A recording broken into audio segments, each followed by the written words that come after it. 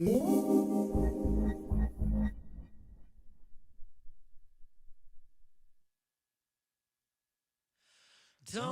cry no more, my dear.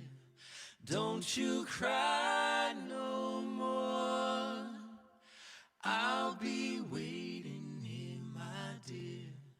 I'll be at your door. Do you hear me knocking? Do you hear my drum to draw you from your fortress that's been overcome? 'Cause you've been hiding in the shadows of the rubble and debris, and you're still living through a battle. It's been done for many weeks, but listen for the sounds of restoration coming from the streets. Let it remind you you're still alive.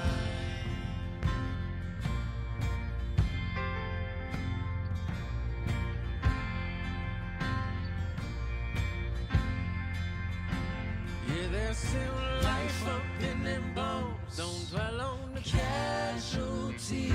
For your heart was meant to roam, so watch the company you keep. They will drag you under where the dead are found. Don't give in to slumber. Press on through the higher ground. 'Cause you've been stranded in the valley of the hopeless and the dead, and you're still haunted by the ghosts who left you stuck there where you stand. But may these words bring revelation, lifting you up out this wretched land. Yeah, let it remind you you're still alive. Hey.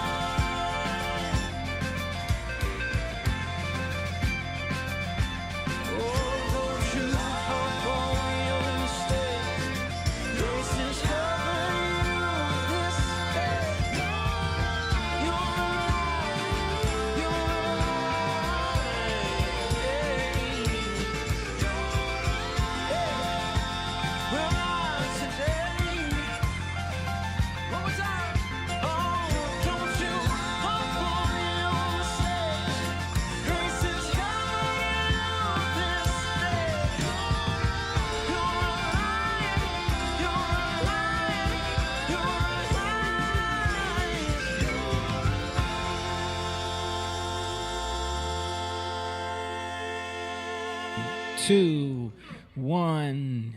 We are live. What's up, everybody? We're here. Live. We are live.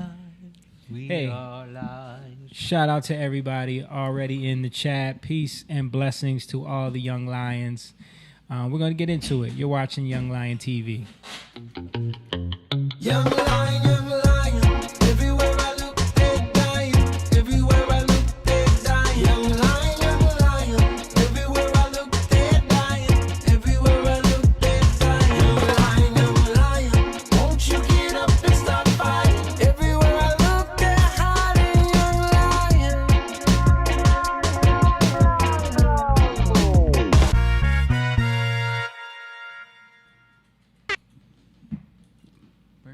What's up? I was trying to hit the air horn, but it didn't work. Yeah, it didn't work. What's up, everybody? We're here. We're live. You're watching Young Lion TV. And we are happy to be here with another live stream, another conversation, another in-depth thing that what is that? Who is that? Is that you? I press up instead of down. Come on, man. My bad. No, but I'm happy to be here. I'm happy to be with the crew. We got Moan with us right now. Moan is next to me, of course. And we got Jake sitting in over there, and on the other side, the empty chair will be Lonely, the other chair will be lonely. Mr. Buildright, James Garcia, who will be joining us shortly. And then over there on the production team, we got John. Oh, we lost the camera. Okay. Look, Black Right, screen. well, you can get he take just it off of you. keep this. No, He wants to. But no, I'm saying take it off of you and do that. he's saying change the shot.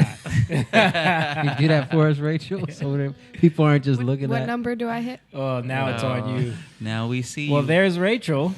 So Rachel is here, and The next time you know, John.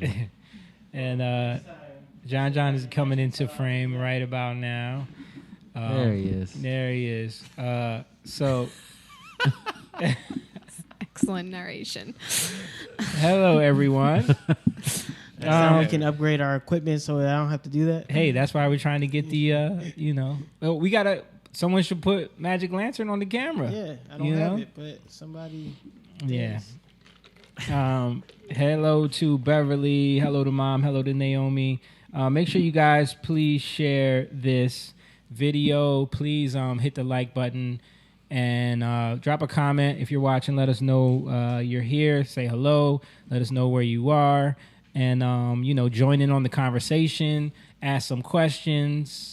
All that good stuff. Shout out to all the members who have been supporting Mom, Migdalia, Adam, and Paul. But when you guys get a chance, if you want to support, if you want to become a member, you can go to the Patreon, patreon.com/YoungLionTV, and you can sign up on there. If you've been on there, we got the tiers set up for you, where you can choose your level. And with that, we're working out the different content, the different access that we will have. The different access that we'll have. It's because Don't give us explanation. It's all good. The access that you'll have to us based on how you sign up. We're going to be doing things like Zoom call meetings with people. We'll be doing one-on-one sessions, teaching sessions, exclusive teachings, exclusive live videos, exclusive music for people that sign up for the different tier levels. Or if you just want to feed the lions, throw some meat to us. We got that tier as well. And we appreciate all of that. Yeah, throw some meat to the lions. it's sacrifice. Yeah, exactly. Get that protein. Jake's It's the been most important. talking about that a lot lately. Most important. Dude, protein works, man. Yeah, Protein works. speak on it. No, I just doing research on I lost 20 pounds. So. I was gonna say let's Look at that brother. That shout brother out- over there looking let's- slim and let's trim. shout out You know to- what I'm saying? Looking slim and trim I seen over him. there. I seen him today. I parked behind you guys, Yeah. blocking you guys like I always do. Yeah. And Jake parks in the parking lot. He's walking up. I'm like, dang, that dude is slim. Yo, you should see him on the soccer field. This dude's like running That past old people Jake. now. Yeah, he's back to the old Jake. Back to the old Jake. Yeah. I mean, I still got a lot more to go. Yeah. But Nah, you look Yeah. good though, dude. I got like 30 more to go. Naomi said, "Yes, we are alive." You're right. She was talking about the song, and she also said, "Hi, Rachel." Rachel ain't been here in a minute. Yeah, Rachel ain't been here in a while. yeah. But yeah, Yeah, but, she's sitting in today. She looks so low. She looks so low compared to John. That's just called shortness. Yeah, it's called being short. Well, her chair is probably shorter. Yeah, why don't you? You could. Don't could that pull it chair? up. You like being lower, don't you? I don't like my feet swinging around off the floor. I like It's all right. You sit how you want to say sit. how you want. Yo, but protein, man, I really There we realized go. I'm at my 6th week in it, and I guess I'll just explain like what I've been doing, Yeah. which is so I lost 20 pounds in 6 weeks. this is the 7th. I'm into my 7th week, starting this week. Right. And I've been doing like intermittent fasting. I've been doing keto, but I'm not really doing keto anymore. I am doing keto, I guess, but it's more of a protein thing. Yeah. You know, and Well, if you're eating more protein, because you know, keto is like it's not more fat. Yeah, not. Yeah. But I agree with you though. Like I never really did keto. I always eat a lot of protein. Mm-hmm. Yeah, 'cause even I feel when I like was in ketosis, I was still eating more Yeah. protein than they said. Yeah. Yeah. It never knocked me out. It feels like it's better for my body. It feels like my body craves like Yeah. protein. Mm-hmm. Yeah. And I did it before, and I lost 40 pounds. But I think I just, like, I did the keto, and you get tired of it. You know what I mean? What I'm realizing is, like, keto's, it's not really like a thing. It's not like a lifestyle. You know what I mean? Yeah, it's hard to make that like Long term. long term. Yeah. Yeah, it works. It works like I think it's good to like get you out of the whole carb dependency. Yeah. yeah. You know, and there's something called like metabolic flexibility. So coming out of like when you eat carbs all the time and you're constantly eating, you start craving more. Like I ate enchiladas today, right? But they were like low carb tortillas. Yeah. So they were like very low carb Enchiladas tortillas. sound good. And like usually I would eat like 3, maybe 4 enchiladas with rice, you know, on the side. Damn. But like now I'm only eating once a day, you know, Yeah. one meal, and I'm not even hungry. And like I've been strict to one meal most of the time. Well, I know when you fast, like your eating window is a certain time or whatever like that, depending on how much you fast. Yeah. And then I find it hard, like if you push your fast, past like 18, 20 hours, you end up only eating one meal. Yeah. And then like you try to get another meal in, because me, I get greedy sometimes, but I can't even do it because I'm not hungry. Yeah. And you don't even like, I don't even like now. And I think because I'm taking more protein now, I don't even feel hungry, you know, like, whereas sometimes I would feel hungry, I'd eat again, but just something like a snack or something. But now, yeah, like I ate 2 enchiladas. That's it. And then I ate a yogurt. I took some protein, just to up my protein. Yeah. But You talking about like a shake? yeah, protein shake.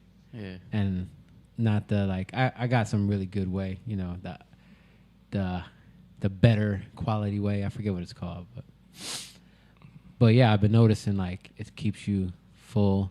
But I was like, for a while I was at like a plateau, I guess you would say. Yeah. Where I was like at a certain weight and I go up and down. And then when I started doing the protein, it just like started going down. So I think that was like, and maybe because of the fasting too, like, you hit, I'm at that 6-week mark. So you hit that 6-week mark. Maybe now I'm like changing metabolically. Your body is burning fat more faster. Your metabolism speeding up. Yeah. Right. Yeah. Right. So like fasting works, man. Yeah, Like, it I've been does. doing it for like probably about 2 months, maybe a little over 2 months now. And I go like all day. I'm like, I'm not really hungry, and I can just push it to the next day, and I end up doing like 2 days, fasting, And with a little black coffee, Yeah, and you, I think you're like at that like more metabolically flexible because you eat a bunch of stuff, Yeah. but you fast. Yeah. I I don't even really like. Today I made some barilla tacos, yo. Like the with the meat. I use chuck and I put it in a pressure cooker with like dried chipotle and I made like a sauce. Yeah. Put it in the pressure cooker. Oh my goodness, dude, it's so freaking good. Mm. I used the oil from the beef to fry up the tortilla and put the meat inside of it with cheese and stuff. Yo, That sounds very, very good. yeah, it's so good. But I've been eating the leftovers all week. I made it probably 4 days ago. I've been eating all week, and I had rice with it. But I fast. I'm not really eating like super healthy. Yeah. Like that. Yeah, that's what I'm starting to realize. Like, but you have to break that cycle. You get into that cycle. Like, for me, I was eating like sweets, and then you can't stop. And you're like, why? Yeah. You get these cravings, and you have to break that cycle, and then and then it starts to switch, and then you don't have the cravings no more. Like now, you eat once a day, and it's like it doesn't faze you. Right. Like I said, what I had today, I would have had like 3 enchiladas and some rice. And, you know what I mean? Now it's like totally different. Yeah. It was cool. I mean, we talked about it before. Like, I know when I eat a lot of carbs, it's like you want to eat more. Yeah. Well, especially the processed carbs. You know what I mean? Yeah. I think that's the issue. Yeah. A lot of this processed stuff we're eating is the bigger problem in America anyway. Stephanie Halam said a little bit of change at a time. That's right. That's right. And Martha Lopez said, blessings, family. Blessings to you, too. Yeah, man. But it's working. I could tell you're losing weight already, so that's a good thing. All right, let's get into a little bit of what we wanted to talk about. First thing is the biggest story in the world right now is Derek Chauvin was convicted on all 3 counts. You were asking earlier if we've been paying attention. Yeah. I really hadn't been watching the trial because I kind of knew what to expect. Me neither. And I didn't want to get caught up in the divisiveness. You see The hoopla. You see one side of the media is only talking about what the prosecution is scoring points on, and the other side is only talking about what the defense is scoring points on. So both sides think whatever outcome, So of course, like a lot of the people, one thing I did do, and I kind of do this sometimes just to get a scope of like what the influencers, that term, like what they're thinking online. So like as soon as the verdict dropped, I went on YouTube and started watching all the live streams. You know what I mean? Like who's live right now talking about this? And it was like, of course, like, you could watch the Young Turks and their take on it. And they're, of course, cheering and celebrating, and then you watch like the Daily Wire and they're all like complaining and crying, and Candace Owens is there laying out all the statistics for why black people do this to themselves, you know what I mean? And then Brandon Tatum was like basically crying like because he was like so upset about like, this is what y'all want, you know what I mean? Like just like some people, I don't understand that though. Like, It's a sad because people are so divided, man. Yeah. And we come to a place where it's like it's either all or nothing all the time. Yeah. I mean, I get like there's protocols that are in play, so it's like, sometimes when you're doing stuff, like people don't understand the protocols. Yeah. And that's not necessarily a person issue when you're a officer. That's maybe more of a higher up, like but at the end of the day, like everybody watched that video, everybody saw it, and everybody could see with their own eyes, like, okay, that's not something is not right. There's too much there. There's too much going on. So it's like, but that's so people get caught up in those semantics of like, but bottom line is like we got to be thinking more about people as people. Yeah. On both sides. Right. Because like you said, it's polarizing both ways, and it's really like, we got to love people. Yeah. Yeah. I mean, and we can all point fingers at who's to blame for this, where it stems from, systemic racism and the relationship between the police force and the black community, and how that all that is definite, facts. But the problem is we have to start doing something to change that. And I think people's idea that you can legislate your way out of this, Yeah. you know, come up with a bill that's gonna like, that stuff never works. You know what I mean? Yeah, yeah. It has to be the way we treat people, the way we interact with other human beings. Yeah, that it's like changes that. it's like bullying in school. Right. Like all the things you do to try to stop bullying, it's just gonna make it more quiet. It'll rear you its know? head. It's like what's the arcade game with the Moles. the mallet and Yeah, you the what's that moles and called? the mallet. Whack-a-mole, right? Whack-a-mole, Like yeah. you get that one, but then it just pops up somewhere else. It's like it's gonna rear its head in another way. Yeah. You know, you think, oh, we're gonna have a zero tolerance stance on Yeah. bullying. It's like, how? Yeah. You know what I mean? The idea is to teach our children why it's important to be to not love, to walk in love. man. Exactly. Like, It starts with families. We Yeah. talk about that all the Yeah. time, but yeah. but it really starts with families. Like I just saw a video. This was in Jersey with these kids riding their bikes. It was like North Jersey. Well, I guess you would say Central Jersey, like Yeah. Edison. And they were riding their bikes. You know, most of them were like Hispanic and black.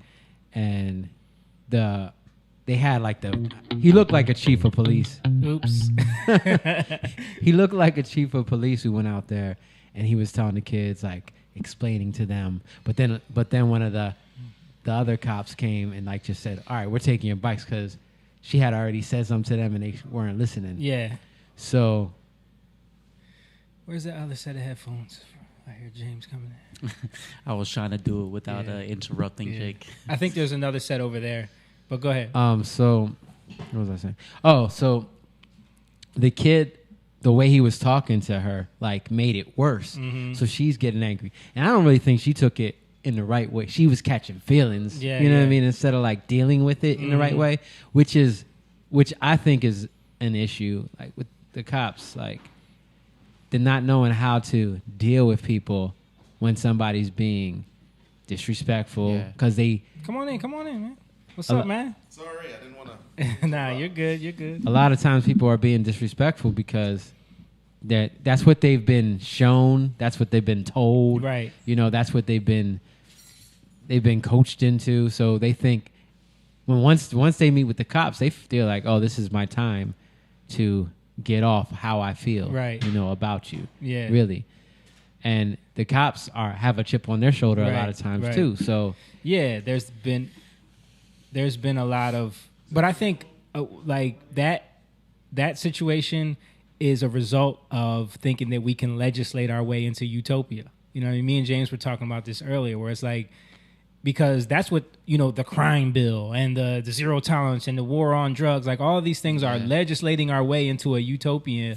But Stop and frisk. right. But what it did was it created a scenario where now the police are more unionized. Now the police are funded in a way where now they're militarized, and now it's a us versus the crime. It's a us versus the criminal mentality. Yeah. You know what I mean? And then so now they're Bad guys they're versus the good enemy. guys. You know what I mean? Right. We're the good guys. They're the bad guys. yeah. You know what I mean?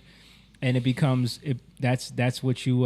But so again, what I'm saying is that it starts in the family, because it's about the communities, like taking back, like, all right, let me show this person I respect him. Yeah. Let me show this police officer I respect him, I honor him, even if he's got a bad attitude. Yeah. You know what I mean? Right. Like, let me not, because you got a bad attitude, now I'm gonna have a bad attitude. Yeah. You know, because now we're just, again, like this goes back to what your parents used to say, two wrongs, well, our parents used to Yeah. say, two wrongs don't make it right. Yeah. You know, just because they did that to you, you don't go and do that to them. Right. Right. You know, because it just, why? Because it continues a cycle. Like, it Mhm. never stops. Yeah. Quick shout out to Paul Horner, who said, yo, fellas, in the chat. What up, He Paul? also said, legislate our way into utopia. Now, that's a campaign slogan right there. Yes, sir. But then that's what happens then, because we're not doing anything. We're Yeah. not taking response. We give it over to the state. Can you hear James? Yeah, I can hear. Okay, cool. We give it over to the state, to the city, to the government. You know what I mean? And- Let's give a quick intro to Mr. James Garcia, What's up, Mr. Bill everybody? Wright, coming straight from work into the That's conversation. right. Busy, busy, busy. Yo, so I had to name this podcast. Me and him had a conversation earlier, and he said this term that I was like, that's a great analogy. And he talked. What was it? Cultural chitlins. Right. you use that? That's the title of the podcast. Cultural chitlins. Yeah. Because we were talking about in the black community, Right. the environment that's developed because of so many things that were taken away, so many things that they had nothing to identify with, nothing to grab onto, that it became like the idea of chitlins, how chitlins was the throwaway stuff, Right. the stuff no one else wanted. And it was the stuff that they turned into an appetizing thing in their mind. Like to other people, it's like, that's gross. You know what I mean? Yeah. But you get so used to eating it that you start developing a taste for it. Right. So culturally, a lot of the things that black people were given was like the stuff that nobody else wanted to connect with. Right. You know what I mean? And this is what we're dealing with now is that the glorification and identity in the cultural chitlins, if you will, that is now becoming, because like if you eat chitlins every day, what's the nutrition there? You know what I mean? Right. Yeah. So, you know, it's the same kind of thing. Like you're consuming this culture that keeps developing and is more degradative. What is the word? I don't know. Degradative. Yeah. But We try to address it. Expand on that a little bit. Well, chitlins. What'd you say? I said you just made me want to look up the nutritional values of chitlins. Look sure it up. it ain't Look it good. up. I bet you they're gonna have something. It's high in phosphorus. Right.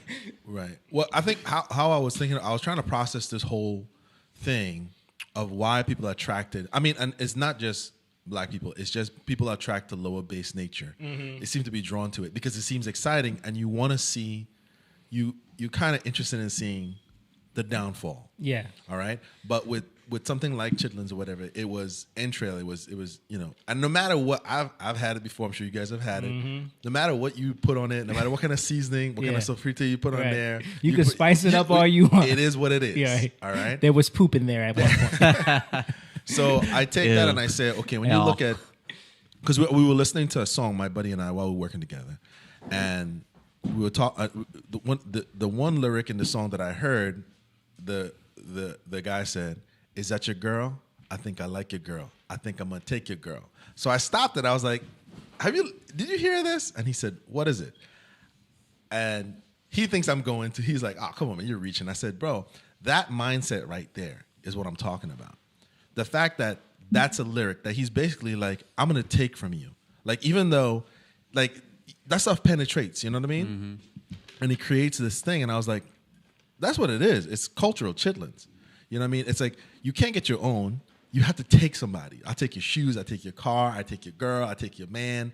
It becomes about bravado. And people say, oh, it's just lyrics, put it away. Yeah, you can as an adult, but that 16-year-old boy can't.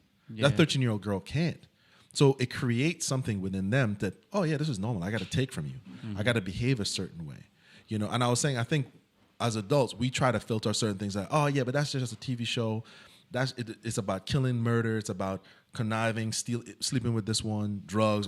I could filter that out. You can, but those kids can't.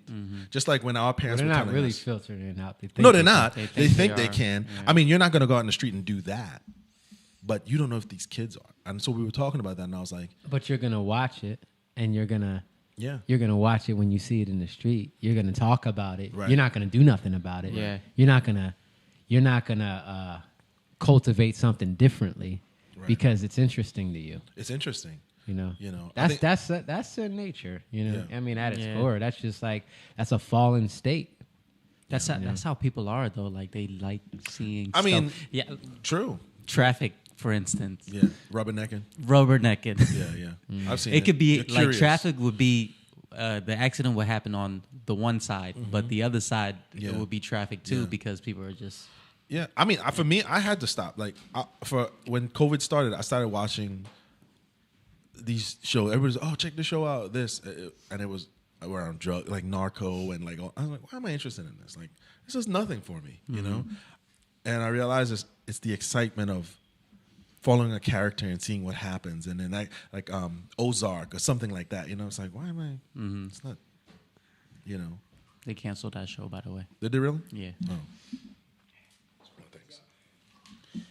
that brother looking you out. Jamie's like, let me find that. Yo, I could just use those ones, bro. You have to Do all the extra shit. Give you yours back. Oh my god. He doesn't want you complaining. Yeah. James broken, man. Thanks, John. I couldn't do my job because I couldn't hear guys. I can do my job. It's out here. We're just joking. Yeah, but so what you're saying is that that's what you have, but then it turns into something you consume. Yeah. And you develop an appetite And- for it almost. Yeah. And then you start to identify with it. So identify with it. And it becomes something that you're proud of now. You have pride in it. Right. Because think about it, like if someone comes at Chitlins, it's like, nah, you don't know what you're I've heard talking people about. defend it. Yeah, yeah, I've heard people defend it and then say, yo, how could you eat chicken feet? I'm like, yeah. what? Is it- Yeah, One yeah. is. What's Yeah, I've seen that. Like, yo, oh, you eat chicken feet? I don't mess with that. You know, Pass the chitlins. pass them chitlins. Yeah. Right. they might not even know what chitlins are, man. I've had it before. Did you find the nutritional value? Oh by yeah, the way, I did. the thing about chitlins is like, even when I was typing it, I'm like, it's actually chitterlings. Like Yeah, it's chitterlings. chitterlings. Chitlins. Amount per 3 ounces, 85 grams. Of what? Protein? No, it's 198. Well, 3 ounces, 85 grams.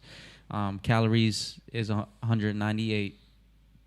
Total fat 17 grams. Saturated fat 8 grams. Polyunsaturated fat 1 gram. Monosaturated fat 6 grams.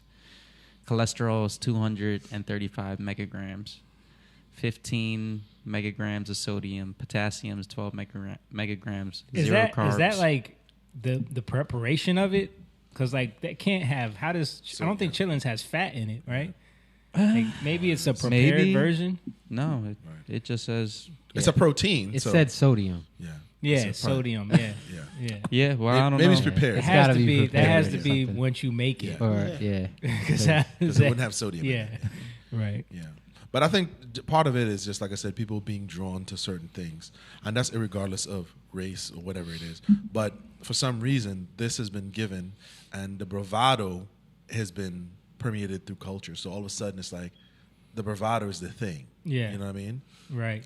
And then people don't worry about how that's affecting the young generation. Mm-hmm. In the 90s, when we were kids, the hip hop culture, the gangster hip hop culture, Right. that took off early 90s?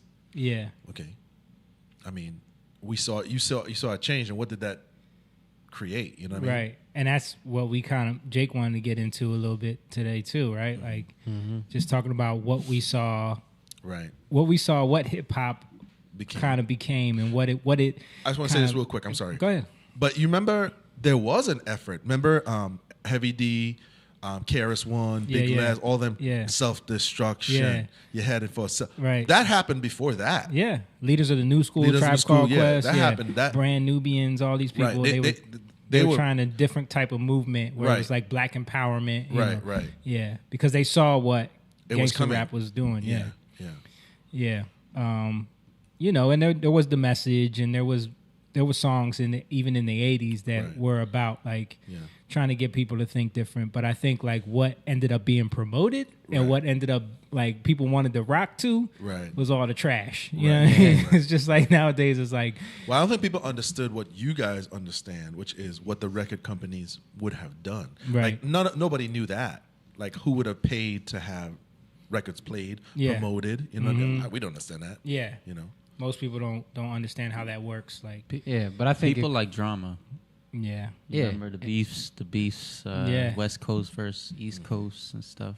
Yeah. yeah, and it comes down to money. Like the controversy is gonna Yeah. It's you gonna know, sell. It's gonna sell. People are Yeah. drawn to that. But Yeah. but again, speaking to cultural chitlins, like hip hop was founded on the idea of the battle. You know what I mean? Yeah. Like that's what it was. Started out with DJs battling. Yeah, it you was know? the DJ, the MC. The MC was really the hype man Yeah. for the DJ. Right. Right. Right. It was. You came to see the DJ, not the MC. Yeah. And it switched.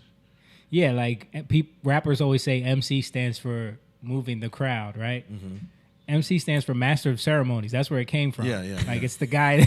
It's the guy that gets up there at the Messed that wedding, up. like you know, Right, what I'm saying? right. Like and next coming to the stage. You know what I mean? That's what it an was. MC Yeah, is. yeah, you yeah. know.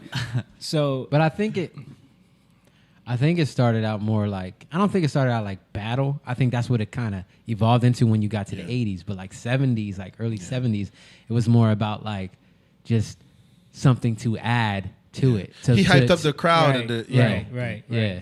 Right. Yeah, you're right. It didn't start that way, but I think it But didn't. it turned into that. I think it didn't really take off until it became that.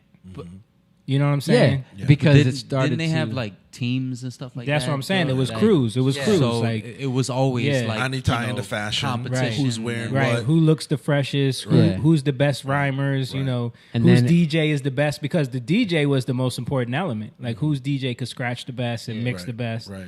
You know. Yeah, in fact, all the rappers was like me and my DJ. Yeah. Me and, the way Yeah. they would talk, Right. they were promoting the DJ.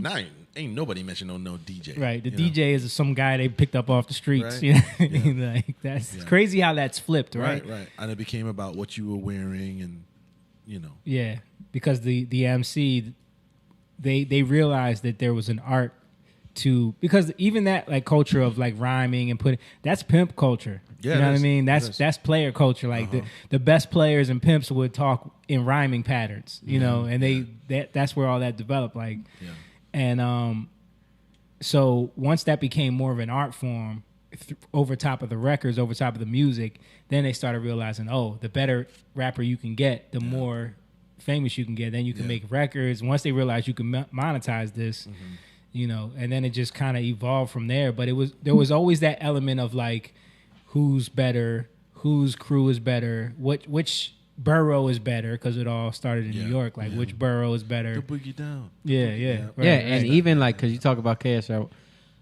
R1, like he got involved in that too. Yeah, they all did. You know? South Bronx. Yeah, Yeah. they all did. So, but Became about bragging about that. Yeah. But I think me and Jamie says we're talking about this. It's like it reminds me like it says in the Bible, like the wild olive branch that was grafted in. Yeah. Like you gotta. It's wild. It's something that was wild, but it can be cultivated. Right. You know what I mean? And that's what needs to happen. But who has the vision that's like an elder? And I don't even mean elder in terms of being old. I mean like in terms of like been through it. That can say like that's gonna be something, you know. And not do? let's No, that's going to be something. Let's make sure it's something positive I got instead you. of just leaving. Like we were talking earlier, like you leave a child out on its own in the wild, it's going to grow up wild. It's going to, you know. And so if you don't take that child in and say, all right, let me raise you up properly, whatever you have to deal with at that point is your fault because you just left it. Yeah, you know. and a wild child don't want to be raised. Yeah. So like the older they get, they like, and that's what you hear. Like, trying to school me. Like I'm not Yeah. trying to. Yeah. Ain't trying to hear that. Like Right. that's why they ain't trying to hear KRS. Dude, KRS you want to One. talk about the takeover, right? What was the line he said to Nas? You know what I mean? What did he say? He said something about like I know what you're saying, but I don't remember the line. he said something about like what you trying to kick knowledge, you know what I mean? Yeah. You know, basically get out of here with that, you know, conscious stuff. Right. You know what I mean? And he clowns him for that, you know. Mm-hmm. So there is an attitude of that, especially amongst the youth too, where it's like if they can Don't tell me nothing. yeah, and so if they have people that they look up to that are saying those same things, they're not going to listen to anybody that has anything to say. You know? Right. And I think that's where, for me, that's where I was looking at it. Because, so, if we can, like, take this back a little bit. So, what I saw this video. It was a really short video about, like, 76%. Before we play the video real quick, comments. Adam Okay. Fields said, come on, man. I don't know what that is references to, but what's up, Adam? Stephanie Hellum said, everybody is about drama. The media especially. Well, drama sells. They know. If they can make everything divisive and polarizing, they will get clicks. Fear sells. Yeah. Either it's out of fear, or it's out of hate, or it's out of love. Right. If they can tap into any one of those emotions, they got you. It came right out of dude's. What was dude's name from CNN? That Veritas just. Oh, out yeah, there. yeah. I forget Came his right- name. Yeah. That dude was just spilling the beans. Yeah. He was just, you know. It's so funny what people will say when they're trying to smash a girl. Yeah. Like, That's exactly what I was thinking of. like, because he's, you know, Project Veritas had like a bunch of people on Tinder that were plants. You know what I mean? Okay. So they get in the DMs of these people at CNN or whatever. Like that's one of their tactics now. So you go on a date with one of these like hot chicks or whatever, and then you just because you think you're bragging. You know, you think, and she's of course playing it up like, "Oh, tell me more, tell me more." You know what I mean? And he just starts going, you know, telling all the secrets about what CNN is up to. But anyway, Naomi said it need to stop. Yes, but go back to what you were saying, Jake. No, I saw this this clip and it's pretty fat, This pretty is quick. The 76%. Yeah. Okay. And it's speaking about like basically about how the church it's always starts when revival is what I'm saying. Always starts when it seems like something is about to die or looks dead, Right. just like Jesus. Well, that's right? how you get revived, right? You got to be Exactly. in a state to need revival. But it's almost like sometimes people want to try to like be like Peter and be like, no, you're not dying. Yeah, I'll die first. And what Jesus say to Peter? Satan, get behind me. Yeah, Yeah, you are out of order, son. yeah, You want me to play this? yeah. All right, pull this up, John. I said, God, what are you doing? He said, what did I do in the upper room? 500 people showed up. Listen, knowing that Jesus said something spectacular is going to come for you. But they couldn't wait. Even though he said, wait, what are you saying about all these statistics? He said, you're at 66%. When it hits 76%, like the upper room, that's my remnant. 33% in July of last year left the church. Barna just researched and said 1 out of 5 churches will shut their doors in the next 18 months. The USA Gallup said that for the first time in history, church attendance has dropped below 50%. 66%. So As pause of that 2 real weeks quick. ago. So you see how like Will if you not hear come to that, church. it starts to scare people, right? We're losing because a lot of people are connected to the culture of it, right? Right. But that's not the same thing. The church culture of it, Yeah. right? And they feel like Who's in the building? right, Yeah.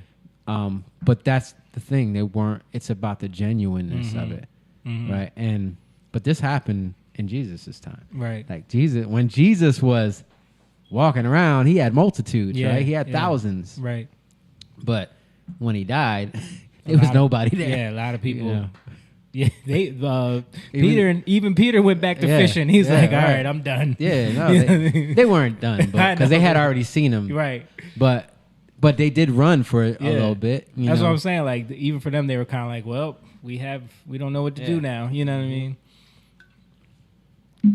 Keep playing. Yeah, I said, God, what are you doing? He said, the same thing I did in the upper room.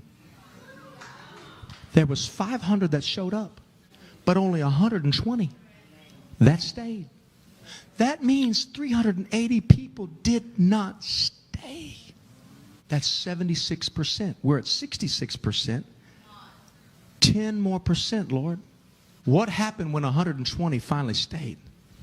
The Bible says, and I said, God, what are you doing? Why all these statistics? Why are all these things happening in the nation? He said, don't you remember in Acts 2 that when 500 people showed up in the upper room, when the Holy Spirit fell, only 120 were there? Because 380 checked out a little too soon and felt like I can't hang with these people anymore. I've been here for 9 days. God was waiting for people. He thinned out the crowd. Do you know God will thin people out of your life because he's trying to remove stuff out of your life before he can pour his finest work in your life? I said, God, what are you doing? He said, just like I did it in the upper room, I'm doing it in the United States of America.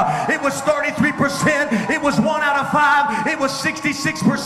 But in the upper room, it was 76% left. And he said, when 76% of the people that are in the church that are really not part of my remnant end up falling out, I will then pour out my spirit and you will see a great awakening hit this nation like never before. I'm going to raise up a remnant of troublemakers that will not allow the culture to define them, but they will define the culture. Yeah, it's all about the culture. And then this is the thing. So This was an article that came out April 19th.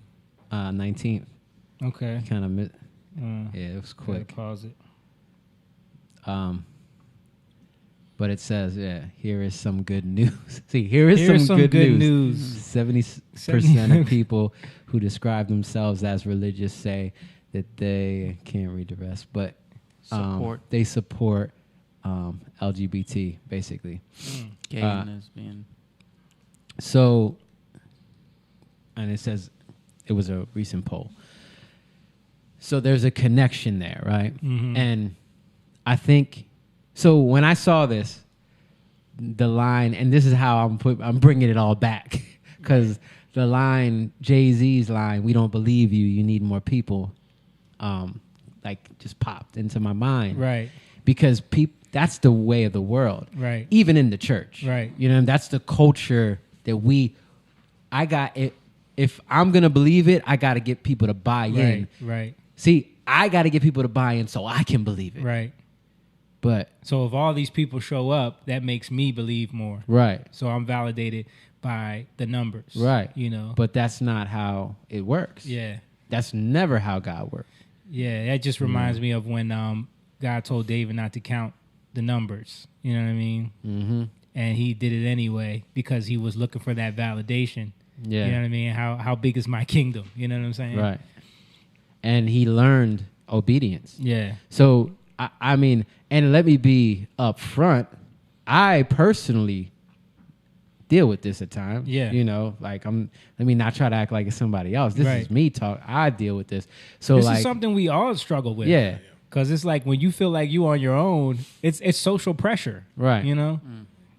Real quick comment. Paul said, they will define the culture. That's good. Time to raise up a new standard. That's right. That's what we're doing here. That's what we're trying to do. Yeah. So like just being vulnerable, like knowing for me, this is something I deal with, you know. I know like a David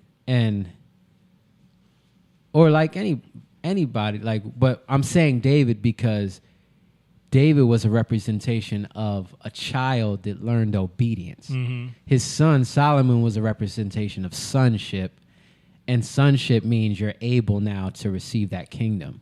Right? David, you've earned your inheritance. Right. And in that story, that's where David founded the temple. Right.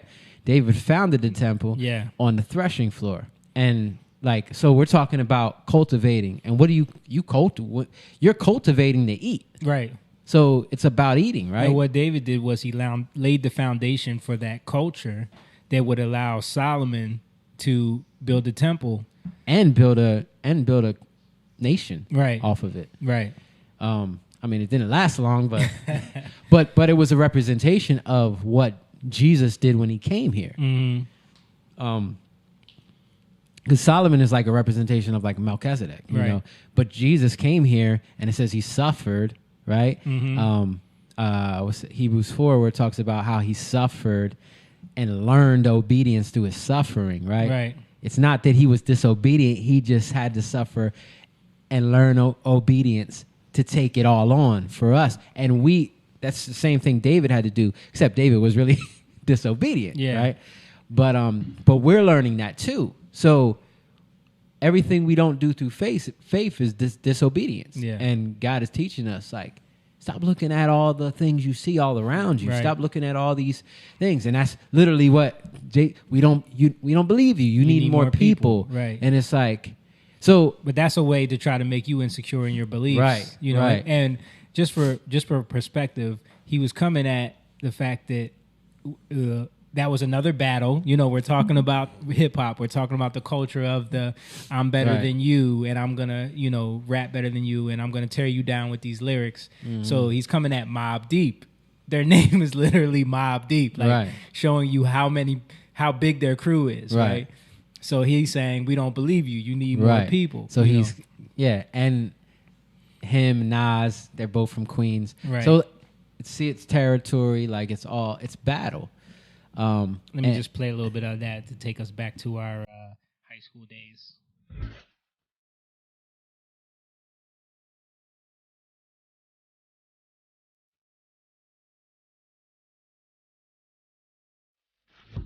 See, that's the line you're talking about right there. And even for it to be called Takeover. Right. You know what I mean? Like, Right. it's about the takeover. Mm.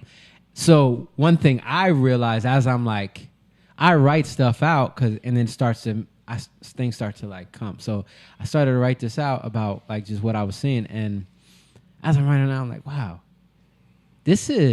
I looked up when that came out, 2001, right? Eminem, my 8 Mile, 2002, right? 8 Mile was all about battling, right?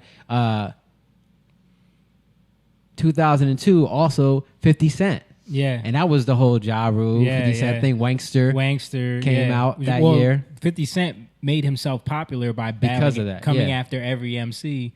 Right, but that's when he got to the height of his... Right. Well, that Wankster kind of set him. Yeah. You know. And then, and you know, a bunch of stuff. Joe Buttons came out at that time. Yeah. But so you see all this like this battle rap stuff. It was like culminating, right? Yeah. That was 2001, 2002. We're in 2021. This is 20 years later, right? Yeah. From the takeover. So, but you go back 20 years before that. Now you're back at the 80s where it all started. Yeah. Now you're in the beginning when all this stuff started, Right. and I'm like, wow, look at how it just continues to grow if you don't do something, if you don't hold people accountable. Right. If you're not, and it's then what happens? That culture begins to gain so much steam that you can't control it anymore. And then you look at what's going on now in a lot of these communities that people don't want to address. It's like the culture has become what the music was promoting. You know what I mean? Yeah, you're always gonna have stuff like that. You're always gonna have poor. You're always gonna have stuff going on. Like you can't control that, Right. but you can influence your communities. Mm-hmm. You know, and you can. That's what we like. The responsibility in communities. But that's what I'm saying. Like because we weren't necessarily in neighborhoods where the It was that reaction bad. the reaction to that music should have been, I want to be a part of this. You know what I mean? I'm sure Yeah. you saw that too, right? But it did affect a lot of the kids. Sure. It affected us in similar ways, but Yeah. not in the ways to push us that far. But it did But it affect us still culturally. affected us, yeah. If, you know, Moan had the goggles.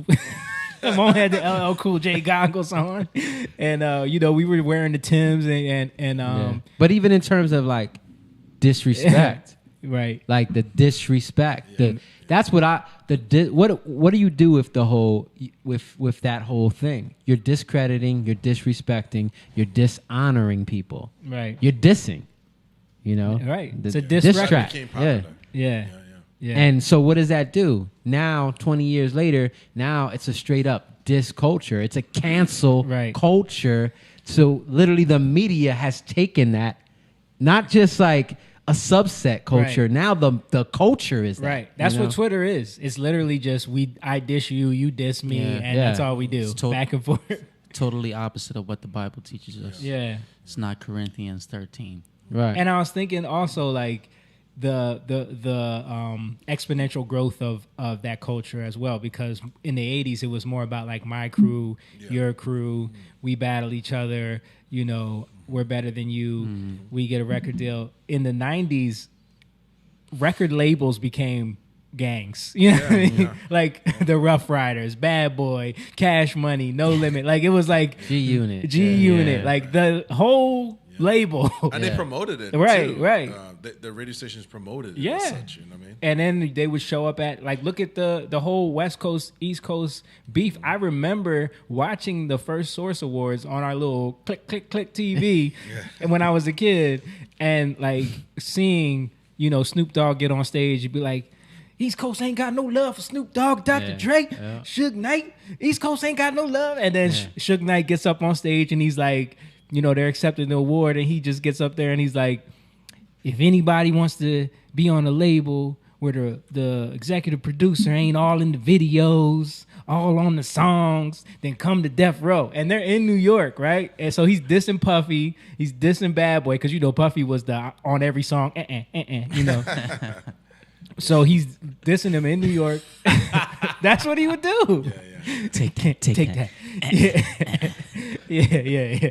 But so he's dissing him like, and I remember someone got stabbed at that award show, and then shortly, like literally, that East Coast West Coast beef started at that moment, and it just exploded from there. 2 rappers died, Biggie, Tupac. You know what I mean? Like 2 of the biggest rappers were killed over that. And it's like, do you think people? I mean, because they were in their 20s, early 20s. Yeah. Right? Do you think they understood the cultural implications, or they understand the gravity of what this was creating? Not at all. no, Not at all. Because it was youthful, right? yeah, Stan said Puffy with the silver suit. the shiny suits, yeah. I don't think so either, man. I mean, But is it because of the love of money that they couldn't see it because they were so focused on what they were getting? They couldn't see it because, but I think it's because it wasn't their responsibility to see it. yeah, Because what I'm saying is, I'm trying to point out something. Those guys are now rock the vote, vote or die. You know, right. You know what I mean? Right. They created an atmosphere for something. right. It was out of control. But have they ever really sit down and look at the gravity of what that did? Right. You were just talking about how Dame Dash came out and was like, you know, I was wrong about Throwing champagne on girls and stuff like that. Because he was really talking about his daughter. Right. You know. Right. He wants his daughter to be respected. So Right.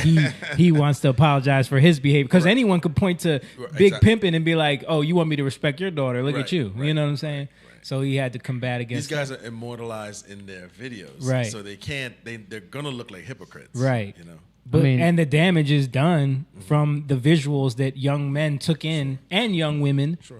And you know what I'm saying? Yeah, but I don't think see, this is what I'm trying to say is that 76%. This is what the church is like. This is why the church has not taken their responsibility. It's not a person that's in the world. How are they going to be responsible for something they don't know how to be responsible for? Yeah. Right. But the people, we're supposed to be going into the culture. Right. Into the world. Right. That's the culture. That's the systems that are being created, wild or not. Right. Again, you want one? Yeah. It's in the fridge. Just go grab it. Because what is something wild? It has no vision. So it's lack of leadership. Yeah. Lack of leadership in the communities, lack of leadership in the church. You know what I mean? And that's what happens. When there's no leadership, you leave the children to grow up to be raised by wolves. Mm-hmm. You know what I mean? So what do you expect? You're going to get wolves. Yeah. Yeah, no leadership Or- in the homes. Right. I just saw something. A 9-year-old got sprayed with pepper spray Really? from police. We were talking about police earlier. Yeah. And I mean, that was their policy, but she was a big 9-year-old. Oh, okay. But she was like out of control. But and her parents called the cops on her. Is that the one who was already handcuffed, though? Yeah. So I didn't understand that. Like, why do you need to pepper spray someone who's already in cuffs? I mean, that's a whole nother story. I don't think they should have pepper sprayed her. Yeah. Because it was kind of stupid. But That's crazy. But my point is that the girl, there's obviously an issue with the breakdown in that family. Mm-hmm. You know, whether the dad probably isn't. Well, the mom called, so the mom's probably dealing with it on her own. You know, but these are the things that we're not looking at a lot of times, helping, stepping into, and. But that's the problem when we don't want to be. We don't want to take accountability. Interfere. No, we don't want to take accountability for anything that is plaguing our communities. You know what I mean? We just want to point the finger at, well, it's because of them. You know what I mean? It's because this is, what I mean. You know what I'm saying? Like, because even now, like I'm going to play it later, but I was watching The Breakfast Club talk about the Makia thing, the girl with the knife, and also this boy in Tennessee who just got, this boy who was in high school who ended up getting killed by the police yesterday. And it's like no matter what they do, they shouldn't have died. Like no matter what they did, no matter what the circumstances are, it's just about cops are killing us. You know, it's out of control. Like there is no we're out of control. We got to stop this. Yeah. There's no, because they're not seeing it. Like that's what happens when you're undisciplined. when I'm undisciplined, Yeah. it's hard for me to see what I can't see. Right. You know, when I'm like, well, I want to do this. You know, when we had that conversation years ago, and I'm like, yo, I want to sing more leads. Yeah. And you're like, well, get better. And I'm like, F you. Yeah. You know what I mean? Right. I don't want to hear that. Right. But you're showing me something that I don't want to hear, but I took it in. Right. You know, it's the like get disciplined. Mm-hmm. You know, and that's what discipleship is like with God. So what do we do? What does he say? Go and make disciples. Yeah. Right. Go into the world and make Right. disciples, because, and it's not so you can rule over. It's so he can rule over them. Right. And that's all we're doing. Like we don't. You know how it says hurt people, Yeah. right? But so how can if a hurt person can't heal a person, and but healed people heal people, right? But if you're hurt, you can't lead a person and you can't heal a person. You got to be set free from that, and then you can lead. So in order to lead, you got to be led. You know what I mean? Yeah. And I like. What I've seen a lot in church and where we failed is we want to think we know before we know. And we want to try. That's irresponsible. Mm-hmm. To take on something that you don't really know is irresponsible. And when you don't have leaders that are saying, that's irresponsible, no, don't do that. Be led. Yeah. But you don't know if you're not led. Right. So if you raise up a bunch of leaders that aren't led, they're led like by somebody else you don't know. But I'm saying leading them into the one who leads. Right. Right? We're supposed to be taught by his spirit. And leaders are supposed to be leading that. We're supposed to be leading people as priests to the high priest, Jesus, Melchizedek, right? But a lot of times it never happens. Yeah. Like it stops. So now it's just our own thing. You know, our own leadership and our own knowledge and our own wisdom. And that's why you get all these complications, because I got my own issues. I'm messed up. Mm-hmm. You know, I'm doing. Then you have pastors sleeping with people, and all you hear about all this stuff, and it becomes just another thing to talk about. You know, when it's like, but how is this happening? Mm-hmm. It's because there's a disconnect. It's because we're raising up. Who put him in charge? Yeah. You know what I mean? Right. And who put that person in charge? Right. And we're not, there's no explanation for the youth for why we shouldn't glorify these things, why we shouldn't take them in as a part of our culture. You know what I mean? Because even for us, like we all have connected ourselves to things that maybe we should have avoided, you know, in the past, because it just becomes, you know, what everyone's doing. You know what I mean? Like, it's like, you know, we were heavy into hip hop, you know what I mean? Yeah. Right. Heavy into that But- culture. You more than me. Yeah, true. But I think like Stan was the mixtape king, Mixtape man. He used to king. stop Was every he time. rapping too? We used to like play around and freestyle and stuff, but no. But I think that in a way, like when you see it in hindsight and with a different perspective, now you can relate. You know what I mean? Now you can relate. Like when you don't have the right perspective, now you're just like, that's bad. Like you're not separating anything. Yeah. I mean, I'm sorry, you're drawing the line in the wrong way. Right. And I think too, we have been, maybe not to a strong effort, but we have been told by the elders to not do these destructive things, but this rebellious nature in us all that push us towards this, and we have to deal with sometimes we're stuck dealing with the consequence of what this is, the choices we've made. Wrong light. No. It's- I was laughing because you're so lucky Jake was blocking you, because your butt crack was was going to be all on screen. Yeah, but I think the elders do it, but they do it in a way that doesn't connect. Right? Wait, They I just just- want to say we're not talking about all churches and all people. No, not at of all. course not. No, at all. just so. to But throw I it have out heard, there. I have heard the elders in the community and in the church talk about this culture, but it's sometimes it comes from a place of condemnation first. Yeah. They start off with condemnation, you know. You Right. can't. You know, it's funny because where it says like to go boldly before the throne of grace, right? You can't do that without Jesus. You can't do that without Jesus, who came in the order of Melchizedek. What is God doing? He's teaching us order, right? So, but before that, it says that it speaks about the sword of the Spirit, right? And you can use the sword of the Spirit, which is the word, against people. How many people use the word in the wrong way? What is meekness, Jamie? You know it. What is meekness? Meekness is like humbleness. Yeah. Well, meekness is somebody who is able, somebody with a bridled sword.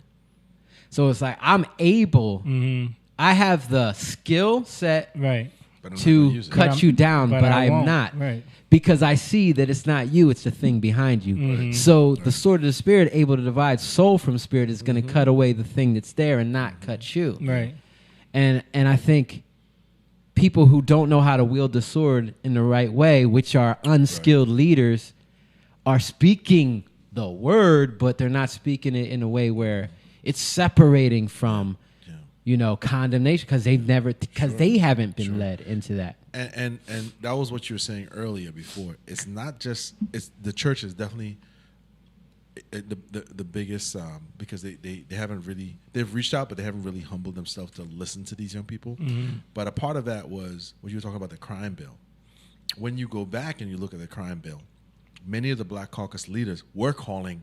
They didn't understand it or the implications of it, but they called for heavy crime, not realizing that stop and frisk was going to be introduced, the strikes rules, the mandatory minimum. They didn't understand a lot of those rules themselves. They just wanted law and order, right? But what did it create? It didn't, like, someone did the calculation.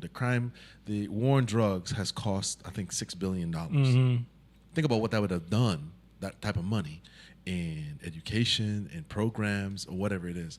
That's how much money we put in behind this thing. And I think the effects of it are even more detrimental of what more it detrimental costs. than that. You know Because what I mean? now you're looking, that's just what it costs in terms of the rough, but we're not talking about the addicts, the lives, all the other things. Right. You know. And you think about like the war on drugs, it's like fighting against COVID. Like, are we fighting against the symptoms or are we fighting against the root cause? Right. You And know the people, the leaders are telling us, we got a plan, but you're not seeing, you're like, wait, what? You know? Yeah. So, and I think, I mean, when I came here in 1995, war on drugs was just introduced. So it looked like the saving grace, because what do we see on Netflix? Crack, right? Yeah. When they talked, they kept on showing the police and these like militarized. So it looked like they were progressing. Right. And they're doing these raids and you see them like with the big stack of crack. Sure. Yeah. They showed that because it was like that. You wanted an answer. You wanted results. Here's the results. Right. 27 years later. That's not, there's no results. Right. It was all PR. It was all PR. Yeah. Right. And a lot of times them drugs ended right back out on the street. Because the police, we found out that that's when searches and seizures were introduced in that too. Yep. Where the police can raid. They can come in here and they can be like, yeah, how do you guys get the studio? Yeah. It's drug money. Yep. And take all of our equipment. Take all of it. And then but see, that's where media plays a part. Yeah. Because media was like a check for the police a lot of times, right? Right. Yeah. It used to be. They were the window to like, the world, to the right. Yeah. Or even the government. Yeah. But now it's just like it's a whole nother thing. It's a mouthpiece for it. Right. But what part of that too was the church got behind that too. Yeah. A lot of the black churches got behind, put a stop to this. They weren't really reaching out to the youth. Right, because the church, especially it would be in the community where the drugs are being sold, but in their mind it's like, we got to stop this. Right. There is no like, what is happening where we're not reaching these people? It's just, let legislate our way into peace. Yeah. You know what I mean? Yeah. And like I said, looking back on the statistics now, and you see what did it cost? That's a lot of money, man. That's a lot of money and effort. And now that a lot of police officers are retired and they can speak freely, and they know that, because a lot of them didn't talk because of I guess they were afraid of their pension being affected by this. Yeah. Or being. Plus, it's a fraternity, bro. It's a fraternity. You can't. But some of them some of them have spoken out and said, "Yeah, this was nothing." Yeah. We would do shakedowns. We would find like tiny bits. Yeah. So again, what is the most important thing right now? What is the war for it? Media. Yeah. Stan said media is the incurable curable. I'm trying to wrap my head around Incurable. the incurable curable. Eddie said, greetings, guys. Hope y'all are doing good. Hey, Y'all Eddie. Good? What's up, Eddie? Media is Yeah.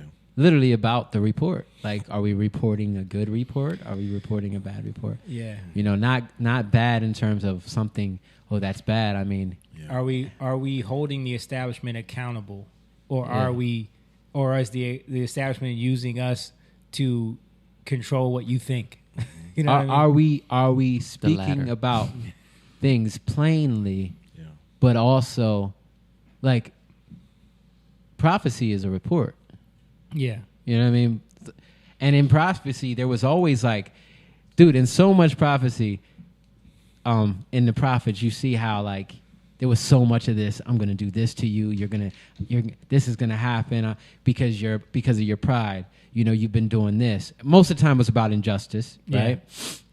But there was always that messianic, prophetic thing at the end. A lot of times, where it's like, I'm gonna forgive everything you did. I'm gonna restore your land. Like all these things that he would point to, because that's the outcome, you know. But if you get caught before that, a couple verses before that, and you're stuck there, Yeah. you're like, okay, I don't want to hear nothing. yeah, But right. the point is, look at the outcome, look at the end, and that's like a kid, like as a kid that needs discipline. Like I know for me, I don't want to deal with that.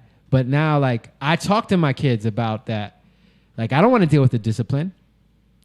When I was a kid, I don't want to tell my dad something because I know I'm going to get my butt beat. Right, But right. now I talk to my kids like, listen, if you don't, this is for your good.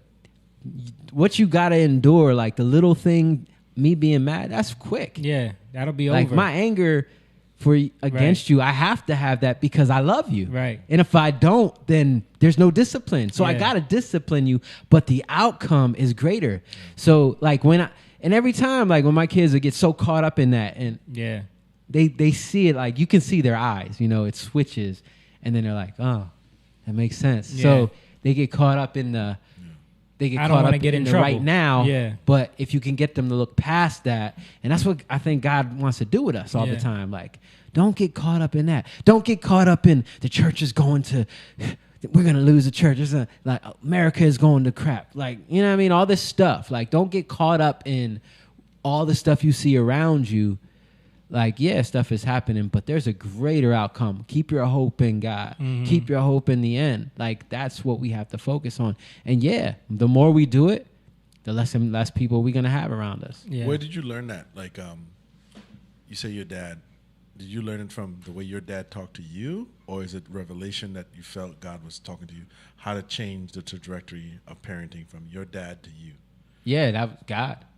God. He, like, knowing, you know, my dad did the best he could do. I'm not taking anything away from my dad, but And there was an element of that. There was an element of in that. his discipline. Right. It was always like, my dad would always, like, spank us or whatever, or punish us, but then come and talk to us later. and explain it, and Yeah. then and let us make sure we knew that he did this because he loves us, and you know, Right. it's about us growing. And again, like he wouldn't stay in that anger. It would be like, you know, in the moment, and then it's over, and then he loves us again. Then we're playing. You know what I mean? Right.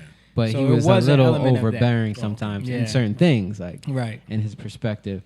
But so yeah, there was. But I think with God, it was just a refining with God. You know, I think Did everything. you pray for that? Did you pray for God to give you wisdom and how to discipline your kids and stuff like that? Yeah, I prayed. I prayed for God to give me wisdom. You know, all the time, and I think Yeah. you start to see that. You know, Yeah, I feel it too. Like with my daughter. Yeah. Like, you know how, like I'm like, okay, like even when she does something, Right. I'm like, oh, like I wanna respond a certain way, but Yeah. I'm like, I know, like the love that I feel for her. Right. I don't wanna, you know what I mean? Like I'm like, there's a better way than this. You know what I mean? Right. And slowly disciplining her, but like you said, like loving her and showing her that, like, yeah, I'm upset that you did that, but I love you anyway. Right. You know. Yeah. You know. Real quick, Paul said, my dad had a wooden board, the board of education. Right.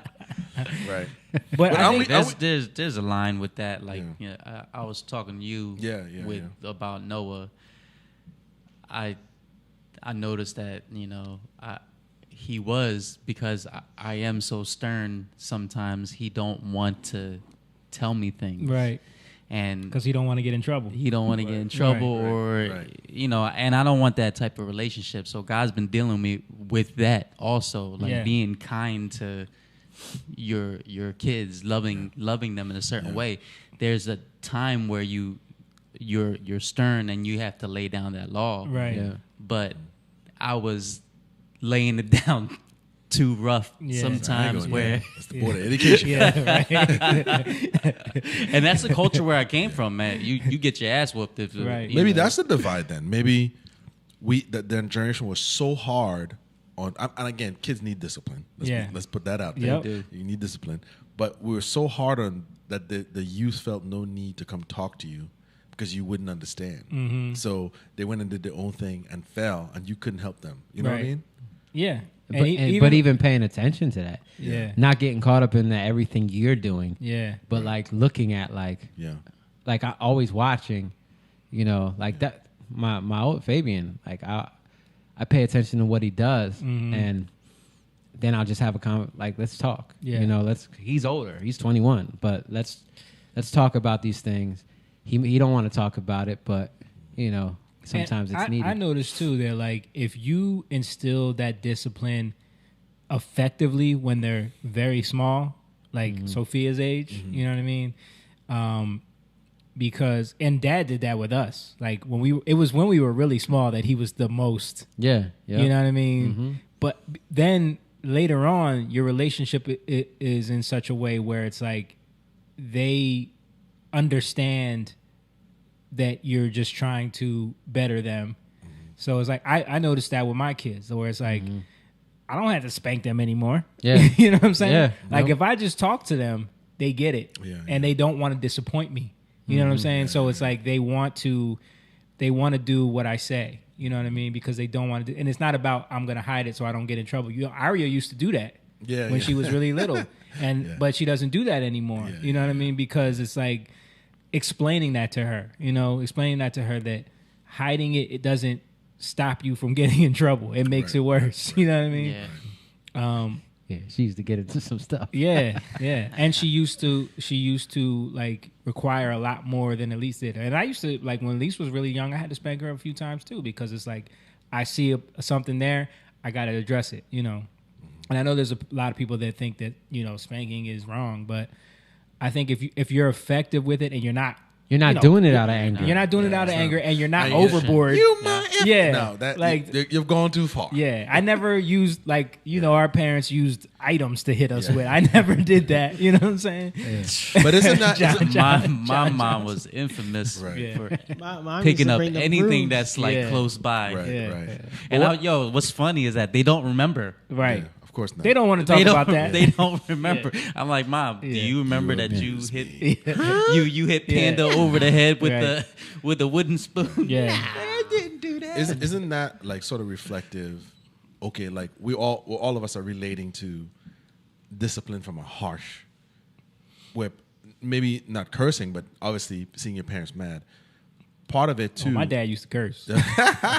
My dad didn't. Definitely whooping. You get that? Right. But what I'm saying is, we've all adjusted, and none of our parents were necessarily abusive, but we have adjusted in the way we treat our kids, right? What I'm talking about is the generation before, in terms of how they talk to the youth, how they treat the youth. Right. Why don't you think people are adjusting to be like, okay, we live in a new era, Instagram. Do you feel like the older generation are really passing on this knowledge to explain to them what this would lead to? I think you always have this disconnect because the older generation looks at the newer generation as like, I don't understand what's going on there. So I just you dismiss it. You know what I'm saying? And but maybe that's the disconnect then. That's the disconnect. That's what I'm saying. Like, you don't take the time to understand well, what is different about what they're dealing with? Because I think they feel dealt like you're asking me to like this thing, and I don't want to like it. Yeah, You know what I mean? Yeah. Yeah, it's the relation. Like, how do you relate to that? It's Yeah. hard to relate to that. But that's where, like, I don't think discipline ever ends. Like, I don't, like, if you're a grown man, you know, correction, right? Yeah, you're always, like, we were just talking about Habakkuk 2, where it says, like, I will stand watch before the Lord. I will ask and he will correct me. Right. Like, I'm waiting for him to correct me, because I might not see it the way he sees it, but my hope is in him because I know it's there. Right. You know, and that's how we are. So, like, if we're continually like that with God, and I think that's what happens as we grow up and we start to get comfortable in the way we think things are. Mm-hmm. We stop trusting really in God, and then we think, well, no, it's I this, got it. I'm and it's good. that, Yeah. and it's this Right. thing, and that really starts to happen in, like, your 30s and your 40s, because you start to get squeezed, right? And then that shapes you into your 50s and 60s. But if you trust in God and you stay open in that way, and you continue in that discipline, you know what I mean, and it starts to really shape you in a different way. So now, because I'm still vulnerable, now I can be vulnerable with my kids. Like, I always tell my kids, like, I can mess up. I might say something wrong, but that's because I'm not perfect. Right. Like, I'm your father, but you got a greater father in heaven. Right. You know what I mean? That supersedes me.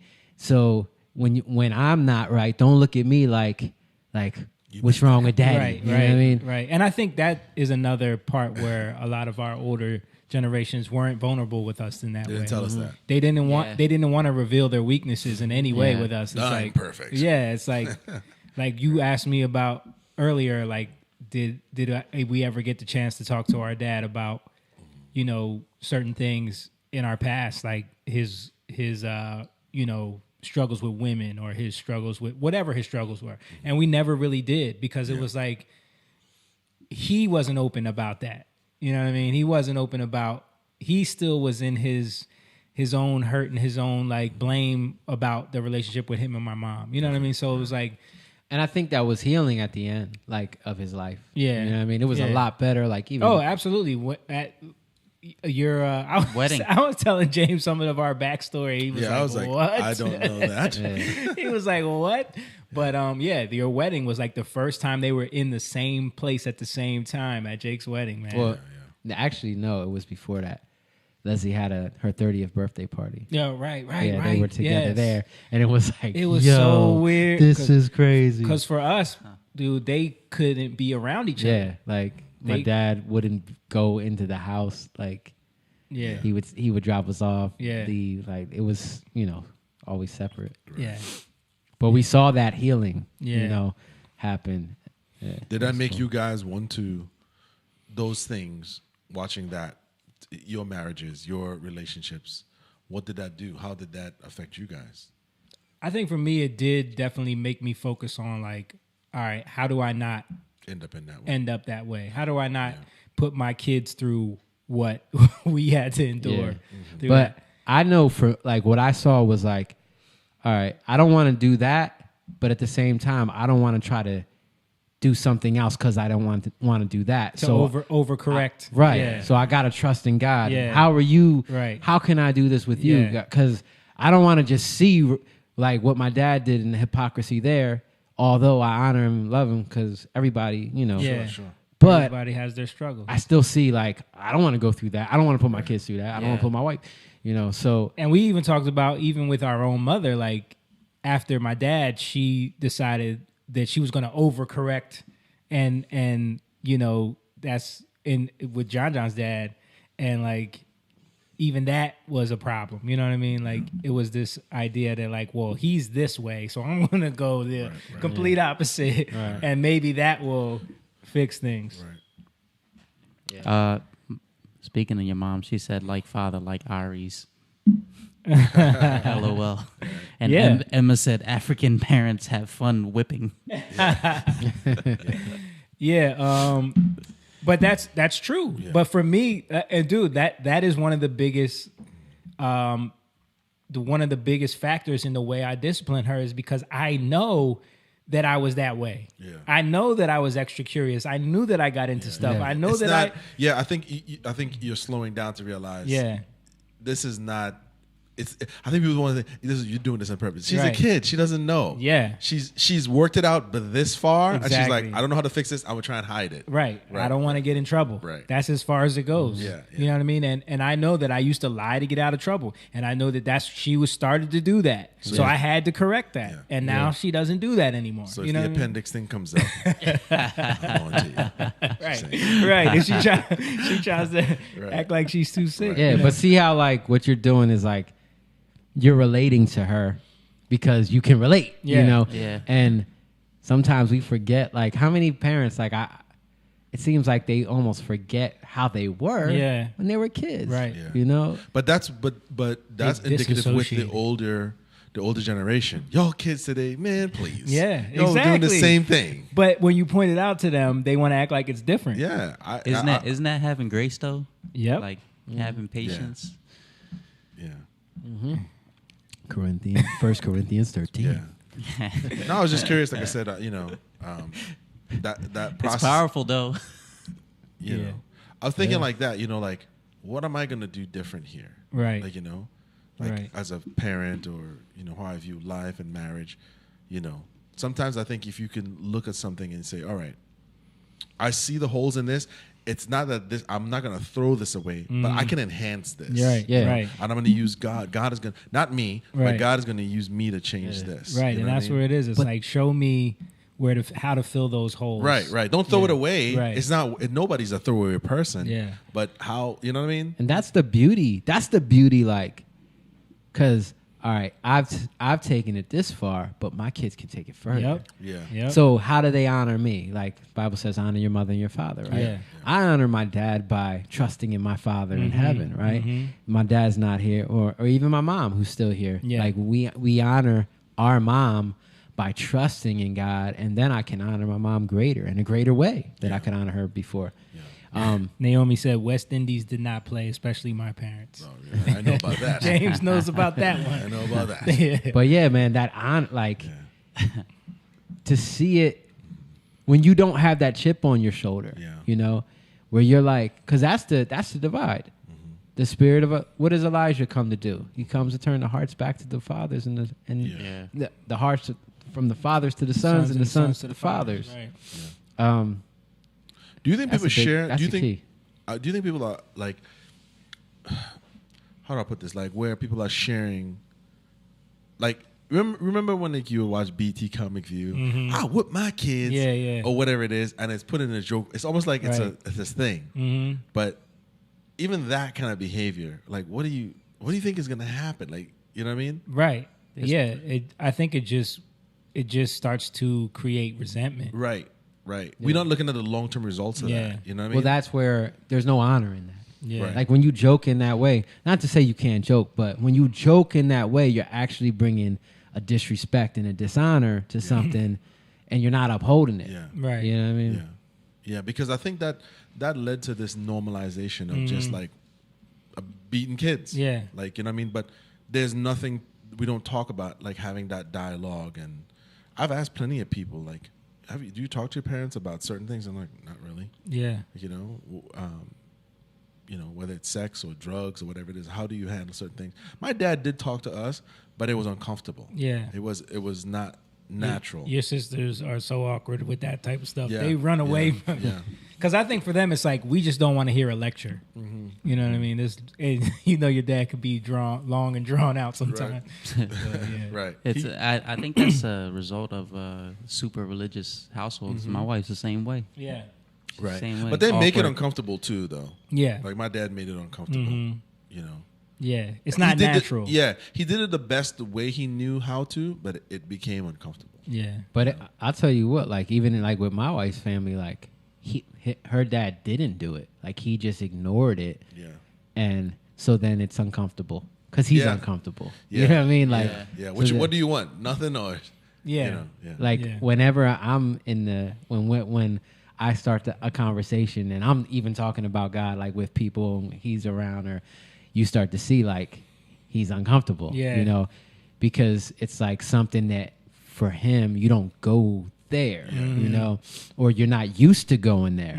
Like it's easy to stay light and you know, haha, like these little jokes, but but that's the deeper thing. Like for me, I'm always, you know, I want to go deep. I want to ask questions. I want to see where people are at because I want to get to know you. You know what I mean? And when we have the jokes and that's fun, that's cool, but it's like we're not getting to know each other really. There's no intimacy there at all. Yeah. There's no depth. Right. There's no Mob Deep. Jake made a joke? What? What's going on here? We don't believe you. Naomi said, people. yes, always both of my parents are resting in heaven. God bless. Yes. So you're saying this generation needs whoopings is what you're saying. I mean, there's some people that could benefit from some whoopings. It's crazy, though. Like, my dad is, you know, from an old generation, and he only smacked me one time. Yeah. And you must have been really messing up. I think me and Panda was in the back seat, and I was blowing. I think we were like 9. I was blowing. It was cold, so I was big. And I wrote "F-U" to... He saw to Panda. Yeah, no, he's not you at all. Yeah. And he smacked. He turned back. He smacked the crap out of me. Yeah. But that was the only time. Yeah. You know. Yeah. My mom was the one that She was a spank. Yeah, but I think your dad. But see, your dad might not have did it because maybe his anger was so much that he was like. He'll snap if he doesn't have that go over it. Yeah. So you got to practice this thing, man. Yeah. You got to, be disciplined. But he went through a lot. Like I know he probably went through a lot in that Viet Cong army. You know what I mean? No, you talking about Mr. I'm Irwin. talking about my dad. Yeah, his dad. Oh, I'm sorry. Oh, okay. Oh, that's. I never really. That's why. As I'm talking, that Mo's dad like, would have definitely. Yeah, that dad. okay, never mind. He lost a hand. Never mind. I don't know that guy. I seen your biological dad, and he looks just like my cousins. Yeah, like you know what I mean. yeah. Like these guys have been through some stuff. Right, Boy, right. You know what I mean? Yeah, you meet them, you're like, We look alike, yo. do any of you guys own shirts? We're pretty close to India, so that young lion picture reminds me of one of your old pictures. Yeah. All right, I want to get into this Breakfast Club. Hold on, real quick, because there's something like that you said that is you were like this. We need whoopings, but this generation, it needs discipleship. Yeah, right. Discipline. It needs discipline, and because we are the Young Lion podcast, I just wanted to read this. Psalms 34. It says, "Oh, fear the Lord, you his saints." And to fear the Lord is literally to honor God, to reverence God, to look towards him like he is that answer, not disrespect him. Like, you know what I mean? And us learning that, like, how do we do that? Right. And so it says there is no want to those who fear the Lord. There is no want, right? There's no lack. Yeah. Then it says the young lions lack and suffer hunger. But those who seek the Lord shall not lack any good thing.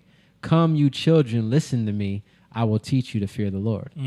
So young lions suffer hunger because they don't really know how to hunt. Yeah. So we gotta learn how to hunt. Gotta learn how to hunt. God's the one who teaches us. Really. Yeah. You said it a few podcasts ago. If you fear the Lord, everything else falls in line. Mm-hmm. Yeah. Fear of the Lord is the beginning of wisdom. Yep. Yeah. Foundation. Right.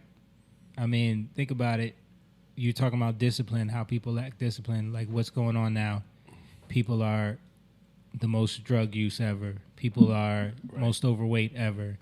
It's even manifesting in natural ways. People are sleeping with more people than they ever have. So no flesh discipline. With all the technology and psychology we got, all still happening. The advancements in medicine, the West, it's all worse. the complaining ain't gonna change it. Right. We have to humble ourselves. Right.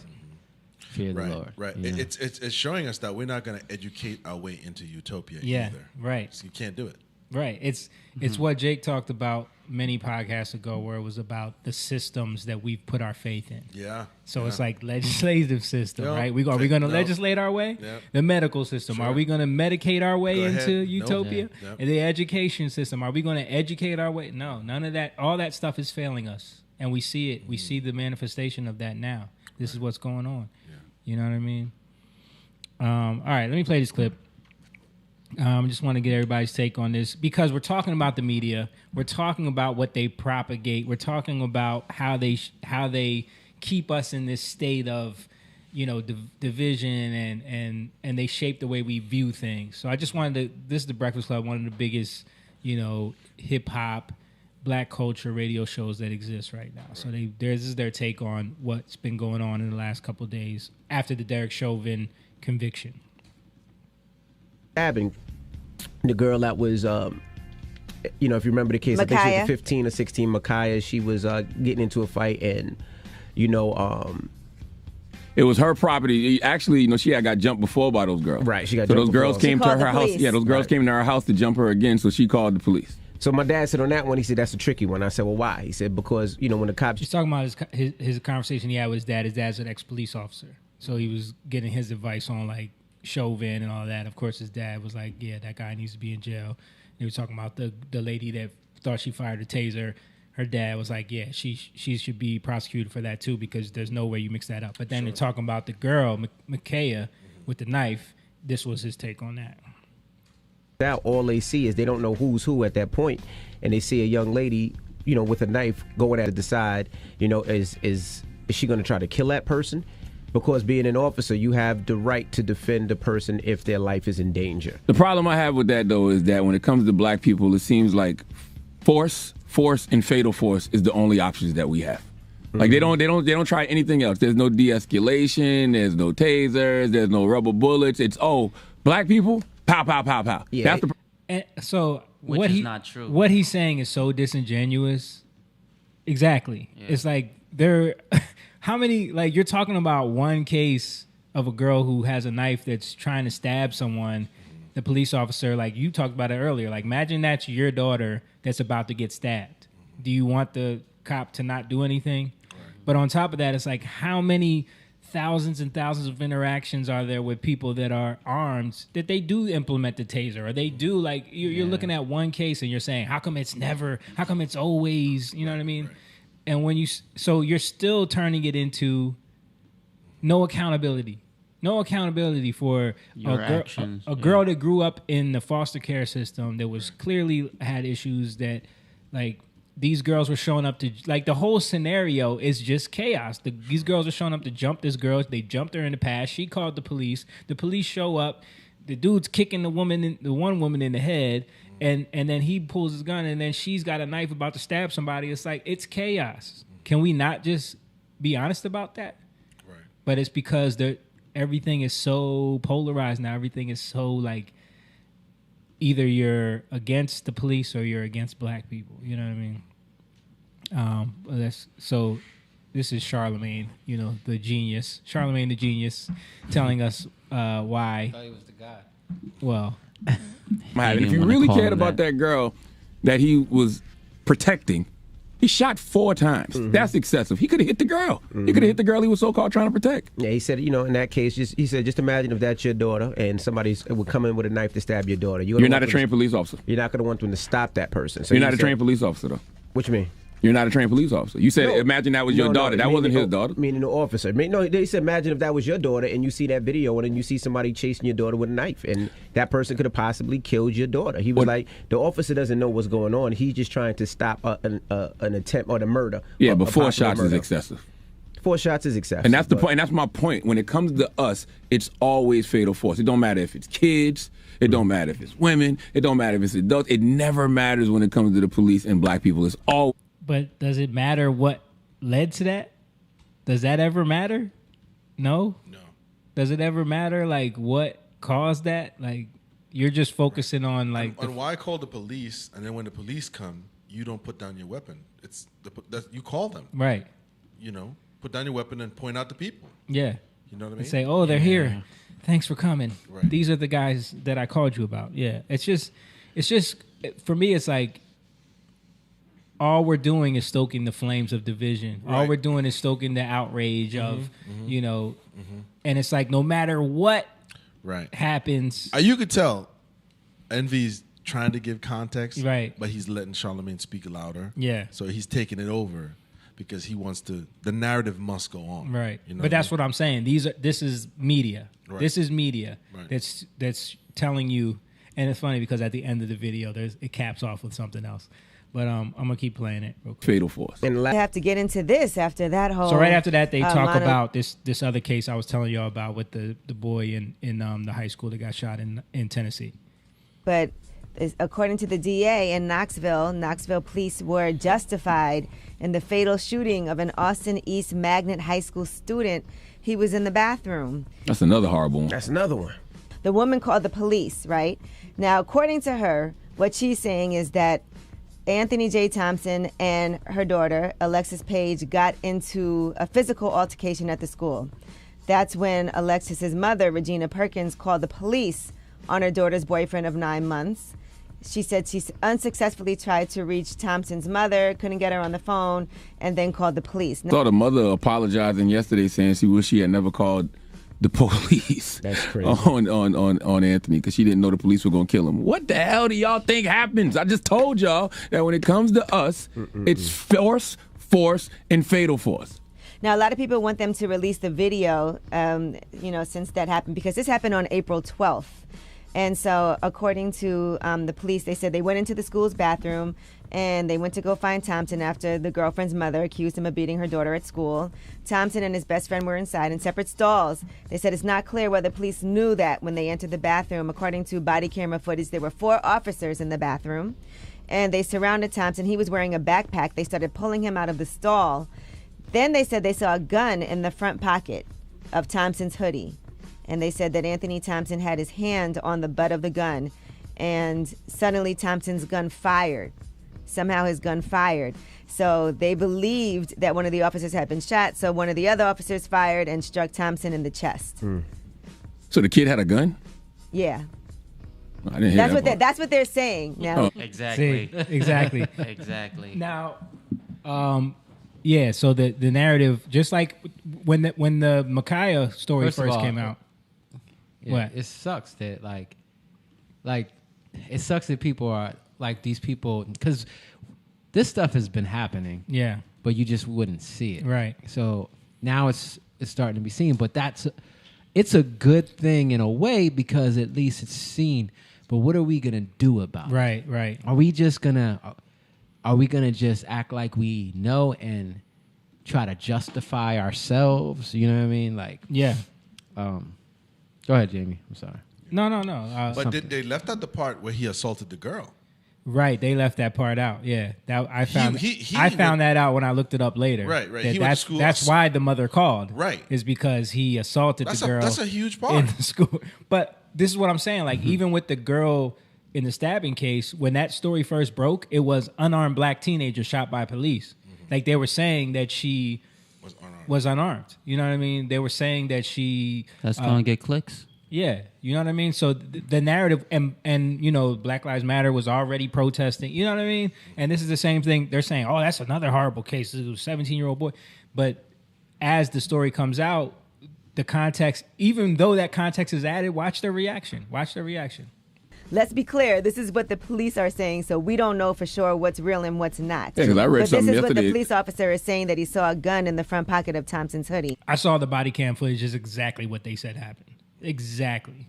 And when they came into the bathroom to approach him, it was literally like the one police officer said, "Hey, how you doing, man?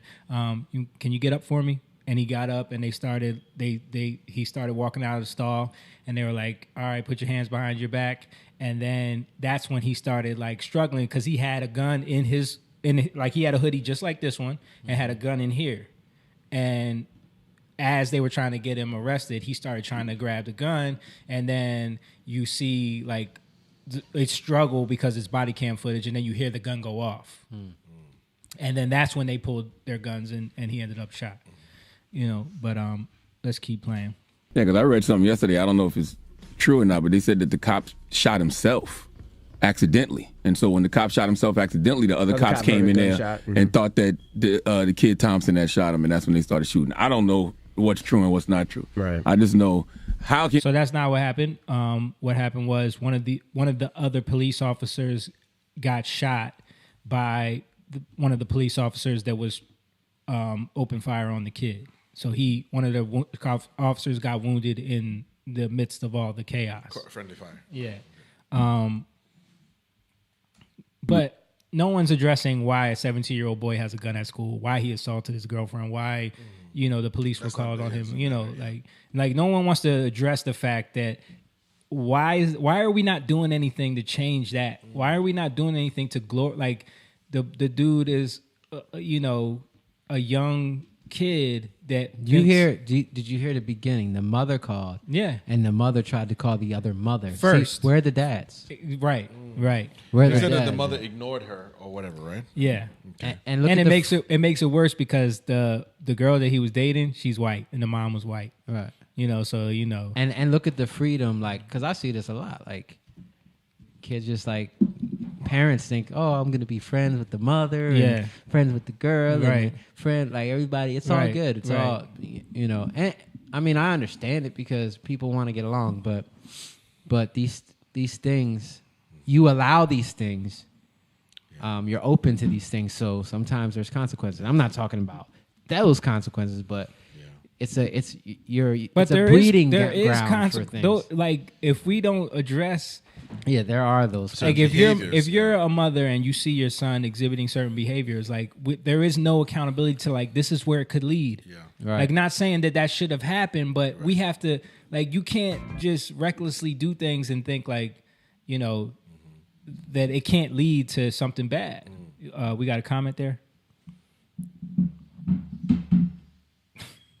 George Bruno said, "Love you guys. Thanks you for performance. You look amazing." Thanks. Paul said the same thing. Where are the dads? The question of our time. Yeah. Let me continue because watch the reaction. Okay, how can you have any sigh of relief? The trauma never stops. We're constantly triggered. Cop won't be charged in this situation. Nothing happens.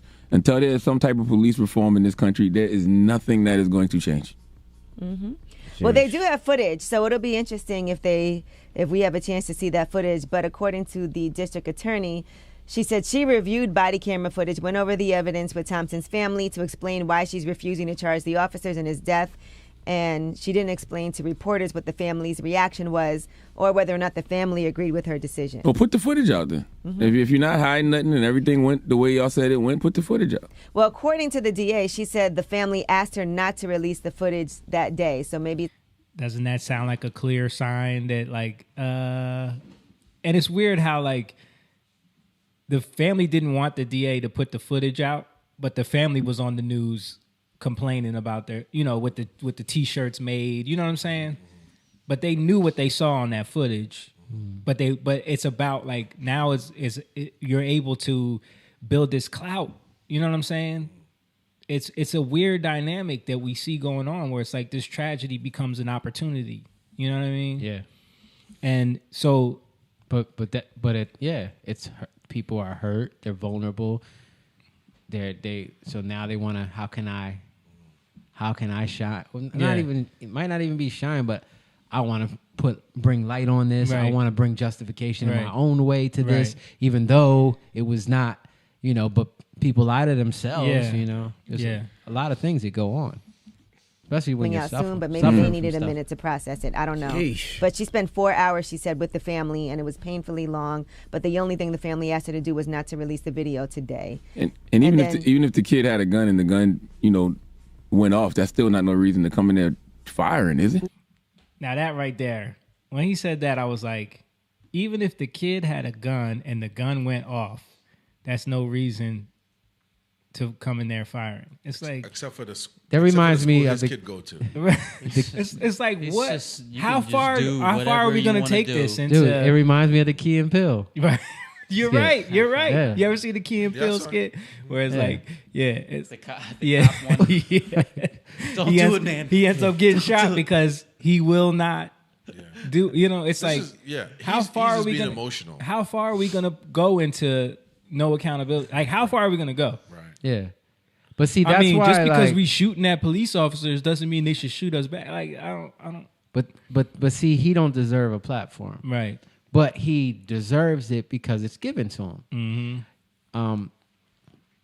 But that's why these things have to be set in order. He got a platform because the church. Where's their platform? Right. And I'm not saying the church is trying to get on there with him. Right. I'm saying a new book. Right. In a greater way. They right. Want a new building. In a greater way. Like, we need to get into the culture. Yeah. There's something I read this to you the other day, Jamie. We just talking about this. If you see the oppression of the poor and the violent, if you see the oppression of the poor and the violent perversions of justice and righteousness in a province, do not marvel at the matter. For high officials watches over high officials, and higher officials watches over them. Moreover, the profit of the land is for all. Even the king is served from the field. So we're all subject to one another, but there's always a higher. So who do we appeal to? It's really to God, right? It's really to God. And we got to start, like, and I'm not saying to people who they don't know. Yeah. Like, he don't know. Right. People, that's how they deal with it, But that's why he goes to a therapist. If you do know and you're consuming this and you're right. taking it in and you're letting it, and you're thinking that's your cool, thinking, yeah, then that's what you're gonna get. Not to say that there aren't some injustices, but there's a lot. But the measure right. cannot be right if you're not scaling it by the greatest one who measures. Right. You know what I mean? And that's why it says don't marvel at the matter. Like, you can look at something like, yo, are you serious? And then be so appalled. But it's really about going to the highest, reconciling that with God. Yeah. You know what I mean? All right, let me play the rest of this. Well, not at all. There's one last little piece that's a little gem at the end. So there's two different accounts. So we don't know exactly what happened. Yeah. We knew what the police claimed, but I think the footage is now available. So if you want to try to look for it, But it depends. If the gun went off and they don't know where it went off, they're gonna fire it back. But I didn't hear there was a gun. This is the first time I'm hearing that there was a gun. I did read that there was two different accounts though. I forgot who they said released two different accounts. I don't know if it was the police department or somebody released two different accounts of the situation. No. all right, here's some good news. They said that if you are pregnant, they said that the COVID vaccine is safe to take. Nah, on your own with that one, B. About that one. You think I'm not even sure I want to take it. You think I'm gonna take it while I got a baby in my stomach? I'm cool. Well, they're saying it's safe during pregnancy. I don't know that I would take that risk. It's just funny, like, for that, nah, they're not buying into that one. It's like they trying so hard to get black people to be okay with this vaccine. It's like that is not. That is one. If you're not buying into any, like, if you're not gonna, cops are all racist. Yeah. The whole thing needs to go. You're definitely not taking the vaccine. Yeah, they're trying so hard, man. All right, what was that other video that you sent me? It was just something small. It was kind of connected to what I was talking about earlier. Okay. You want me to play that? Yeah, I guess.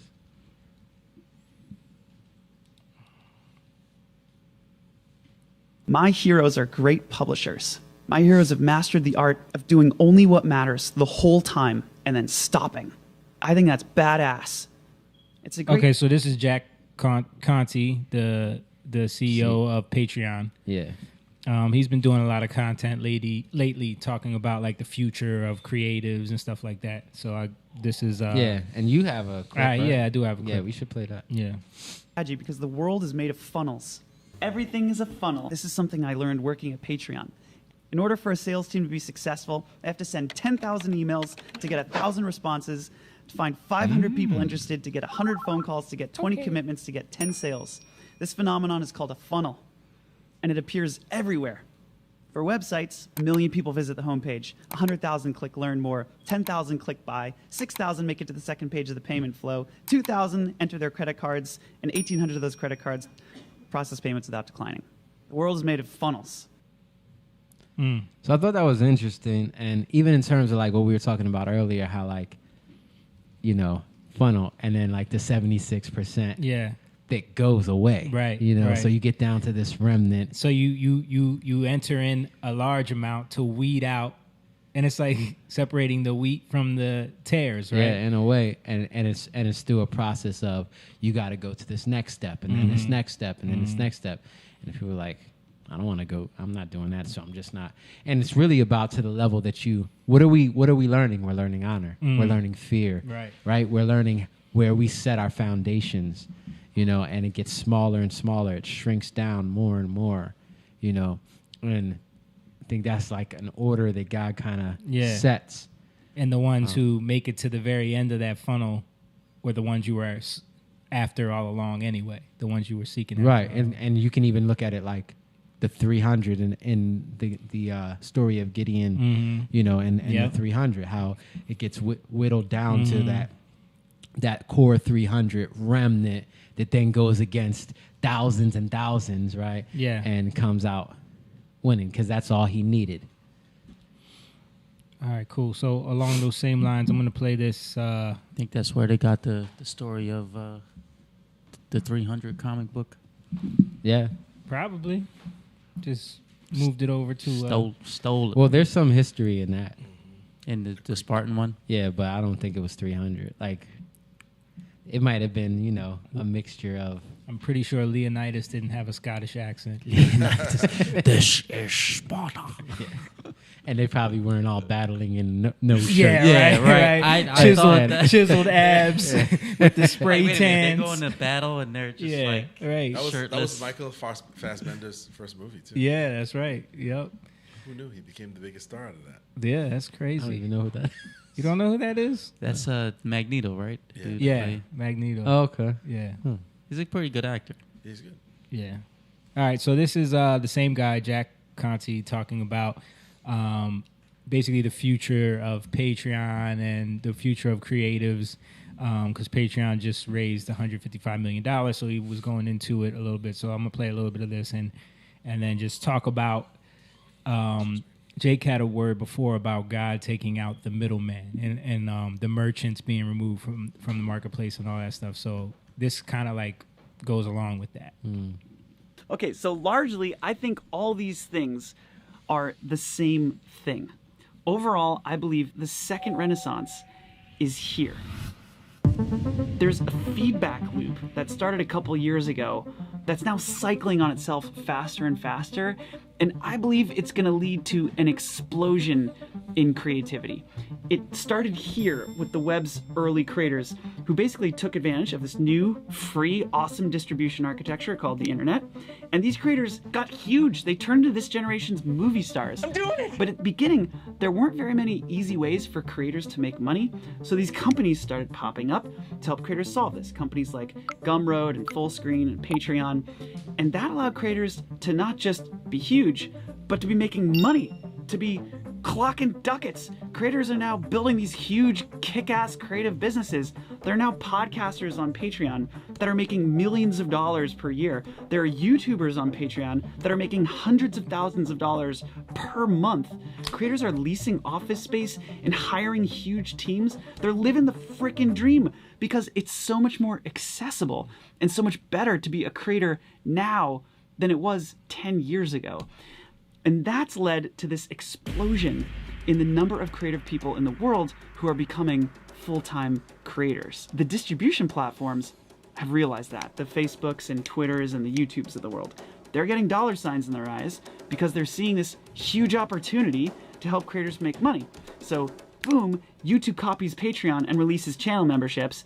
Meanwhile, Facebook is trying to compete with YouTube, so they launch fan subscriptions. Then Twitter announces super follows, and then in a blink, all these distribution companies are now competing with each other on creator payments. They're trying to be the best at getting creators paid. The same thing happened a few years ago when Snapchat launched Stories. Boom, Instagram copied them and launched their own version of Stories. Then Facebook launched Stories. It happened again when TikTok launched short-form video. Instagram launched Reels, YouTube launched Shorts. These platforms copy-paste each other on feature sets, and the feature set of creator payments is no different. Just as the distribution platforms are competing with each other to be the best at short-form video, they're now competing with each other to be the best at creator payments. Okay, so here's the thing. It's not just the YouTubes and the distribution platforms of the world that are now building for creators. It's new companies too, and they're Legoizing the business of creativity. Hundreds of new companies building for creators. I think it's going to be similar to what happened to startups over the last 20 years. It used to be really hard to build a startup. You had to build all your own infrastructure and data centers, all your own technology, all your own marketing automation and everything. But over the last 20 years, each of these components of building a business has been Legoized by another company. You used to have to figure out all your own systems to scale your compute power and your database storage, but then boom, AWS came along and built that as a Lego for you. Then Salesforce came along and built the CRM block, Zendesk built the customer service block, and now building a company is so much easier than it was 20 years ago that even somebody like me can build a company because you can kind of just put it together one block at a time. And this phenomenon, this Legoization of business components, is about to happen for creators. There are already hundreds of startups, literally hundreds, that are building this stuff. I'm a part of the Slack channel that was set up by Lee Jin, who's this incredible creator, investor, and a leader of the passion economy.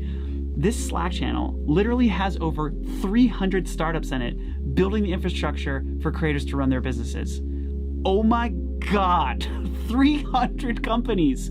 But it makes sense because right now creators have to do all this from scratch by themselves. And that's why Square, I think, bought Tidal, because they're starting to map out the Lego blocks of creative business building. So zooming out, this overall competitive dynamic between the distribution platforms competing to get creators paid and the startups and other companies Legoizing creative business infrastructure, this is going to lead to incredible, accessible, easy ways for creators to make money and build businesses. Actually, it's not even about making money. It's about building your dream as a creative person. That's about to go crazy. If you think creators are huge right now, wait till 5 years from now. Creators are going to be in charge. That's going to lead to a key step in this feedback loop. My favorite step. Culture changes. The stigma of the starving artist disappears. It's gone from Earth. Gone from Earth. Gone from Earth. Gone from Earth. Sayonara, hallelujah. Professional creativity becomes as normal as being a doctor or a lawyer or a teacher or any other profession. And kids growing up no longer dream of being a creator. They plan on it. A study published a few years ago shows that 75% of kids aged 6 to 17 want to be an online video creator when they grow up. When I first watched this, I thought that was pretty sad. 75% of kids want to be online creators. But there's an entire generation of kids watching today's creators, making videos, making podcasts, shooting the shit with their friends, building kick-ass businesses, making money. No wonder these kids want to be creators when they grow up. They're living the freaking dream. And that's going to lead to an even bigger explosion in the number of creators over the coming decades. And then this cycle is just going to keep feeding back on itself. The second renaissance is here, right now. It's been here for a while, but a lot of people are just starting to see it. Creators are about to have leverage. They're about to have choice. Global creativity is about to be financed and celebrated to a degree that's going to make the first Renaissance feel like a blip in a history book. If you're a creative person and you're alive today, this is literally the best time in the history of humanity to be on this planet. What's going to happen over the next 10 years is going to be awesome. All right. So, for those that don't know, the reason why he developed Patreon is because he was a starving artist and he wanted to find a way to have direct access to consumers without record labels, without, going through all the channels that all of the gatekeepers controlled. So he developed Patreon with a software engineer, and then that thing blew up like crazy. But what it's doing is it's creating a whole nother economy for people that are creators, where they don't need the middleman anymore. And it's changing the business in that way, where you can like literally have sustainable income without the need of a record label, without the need of, production company or something like that. You know what I mean? So it's interesting. It's very interesting to where it's going. And, I know it's hard for a lot of people to even grasp, because it's like Mona always says like, I always remember you saying, "Yo, Jay, what's an app?" Yeah. When this is like, what, 2007? Yes. 8? No, it's probably like 2009 when he asked me. Yeah, when it's like, what are apps? What are these applications? But yeah, it's going into a world that's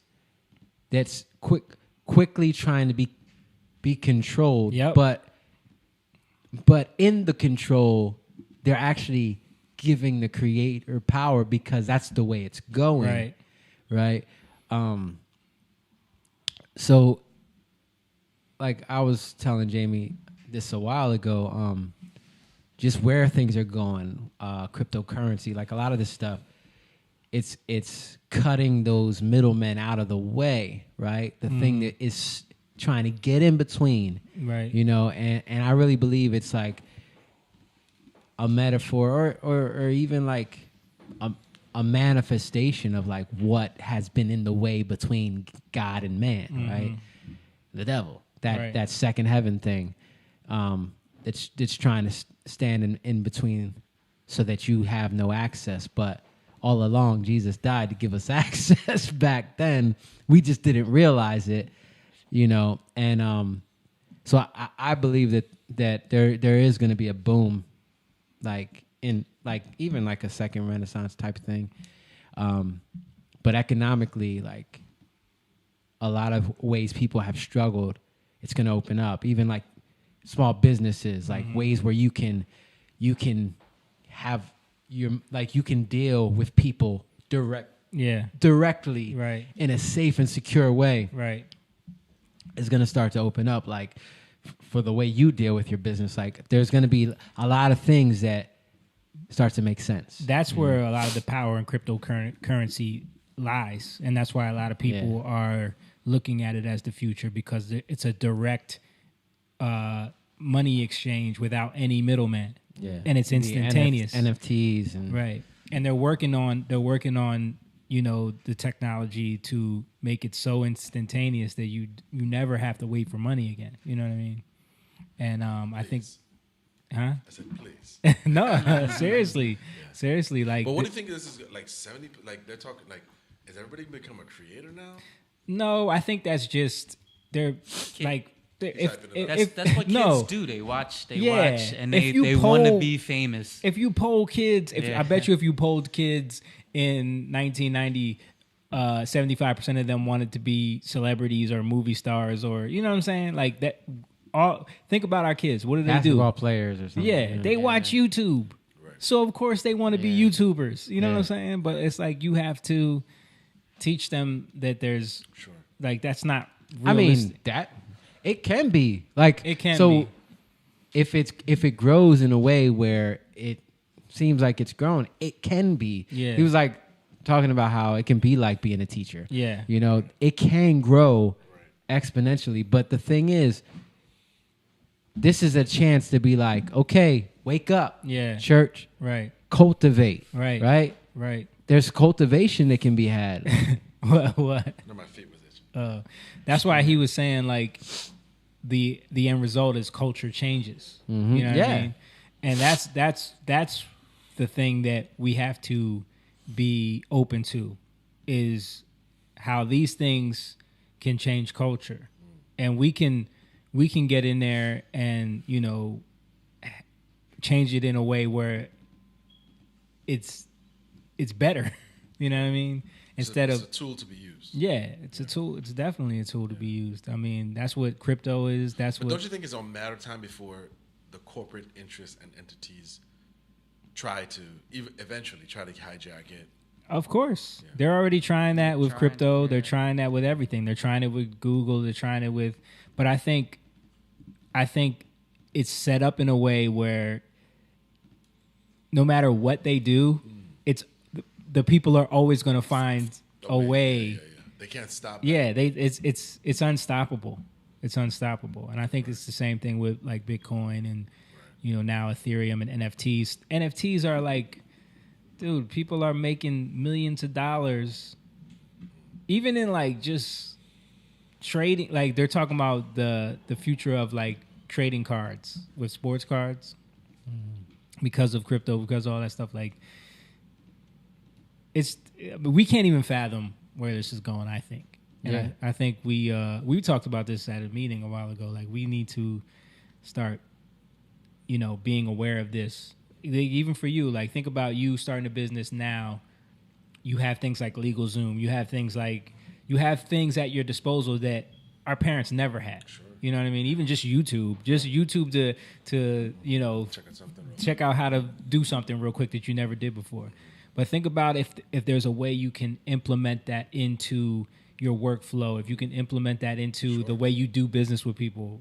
Yeah. You were talking about how developing, like before, you were talking about how our grandfather, like imagine if our great-grandfather, if he could have continued his plumbing business, he probably could have invented some kind of tool that would have revolutionized the game. Imagine you in your space of doing business, if you could think of a software or something in that realm that could revolutionize the way contractors work. I see what I mean? They constantly send me tools that are like based on the algorithm of numbers and work and right. I see it now. I'm like, wow. Yeah, it definitely has changed. Mm-hmm. And the thing is, like what he's saying, like there are people or there are companies that are blocking this. Like they're laying blocks so that you don't have to do everything. Like you think about us, like we grew up in this music and having to do everything. You had to do everything, yeah. And it's a lot, You got to figure everything out, right? Which, I mean, it's cool. You learn how to persevere, but there is a level of like, okay, now you have somebody who comes along who can take that, who can do that thing, who can do that thing, right? And then you can just focus on this one thing, And me and you were talking about it earlier. Sometimes people, like even with this, like I don't think we're supposed to try like this. Why are you showing this video? To show you what's possible, right? But not to like, let's try to figure this all out, right? And that's what it's about with God, like with Jesus. The hope is to know there's hope, and our discipline is to trust Him to know that there's hope, but to do what we know already, right? Not to be caught up in trying to figure out what we don't know. Right. That comes as we just do what we know, right? Or do what we're responsible for, and that's what we know. Yeah. That's the thing we said yesterday. I wrote it down.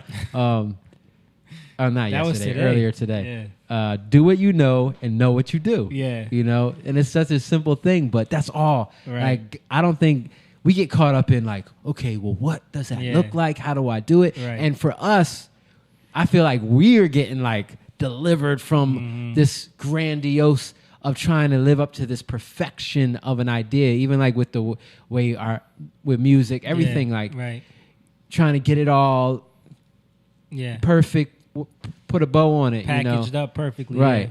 That's the mentality we grew up in, right? And we're kind of like getting delivered from that. Because why? Because we don't believe you. You need more people. So I got to make it look like it's all great, and then everybody else will buy in. Yeah. But that's not how God works. Right. It's the total opposite. And we've been caught up in the buy-in. Right. Fake it to make it. Yeah. Fake it till you make it. Fake it till you Who make it. said that man. to us? Right. Not mention any names. Yeah. But it's really like, and all right, I'm gonna throw the soccer analogy. We were talking about this the other day. I was seeing this from coaching little kids. Like, we are like little kids on the soccer field, right? You know what little kids do when they're on the soccer field? Chasing the ball. They only chase after that ball. Right. Their whole focus is that ball. Yeah. Right? But when you get them to realize, yo, pick your head up.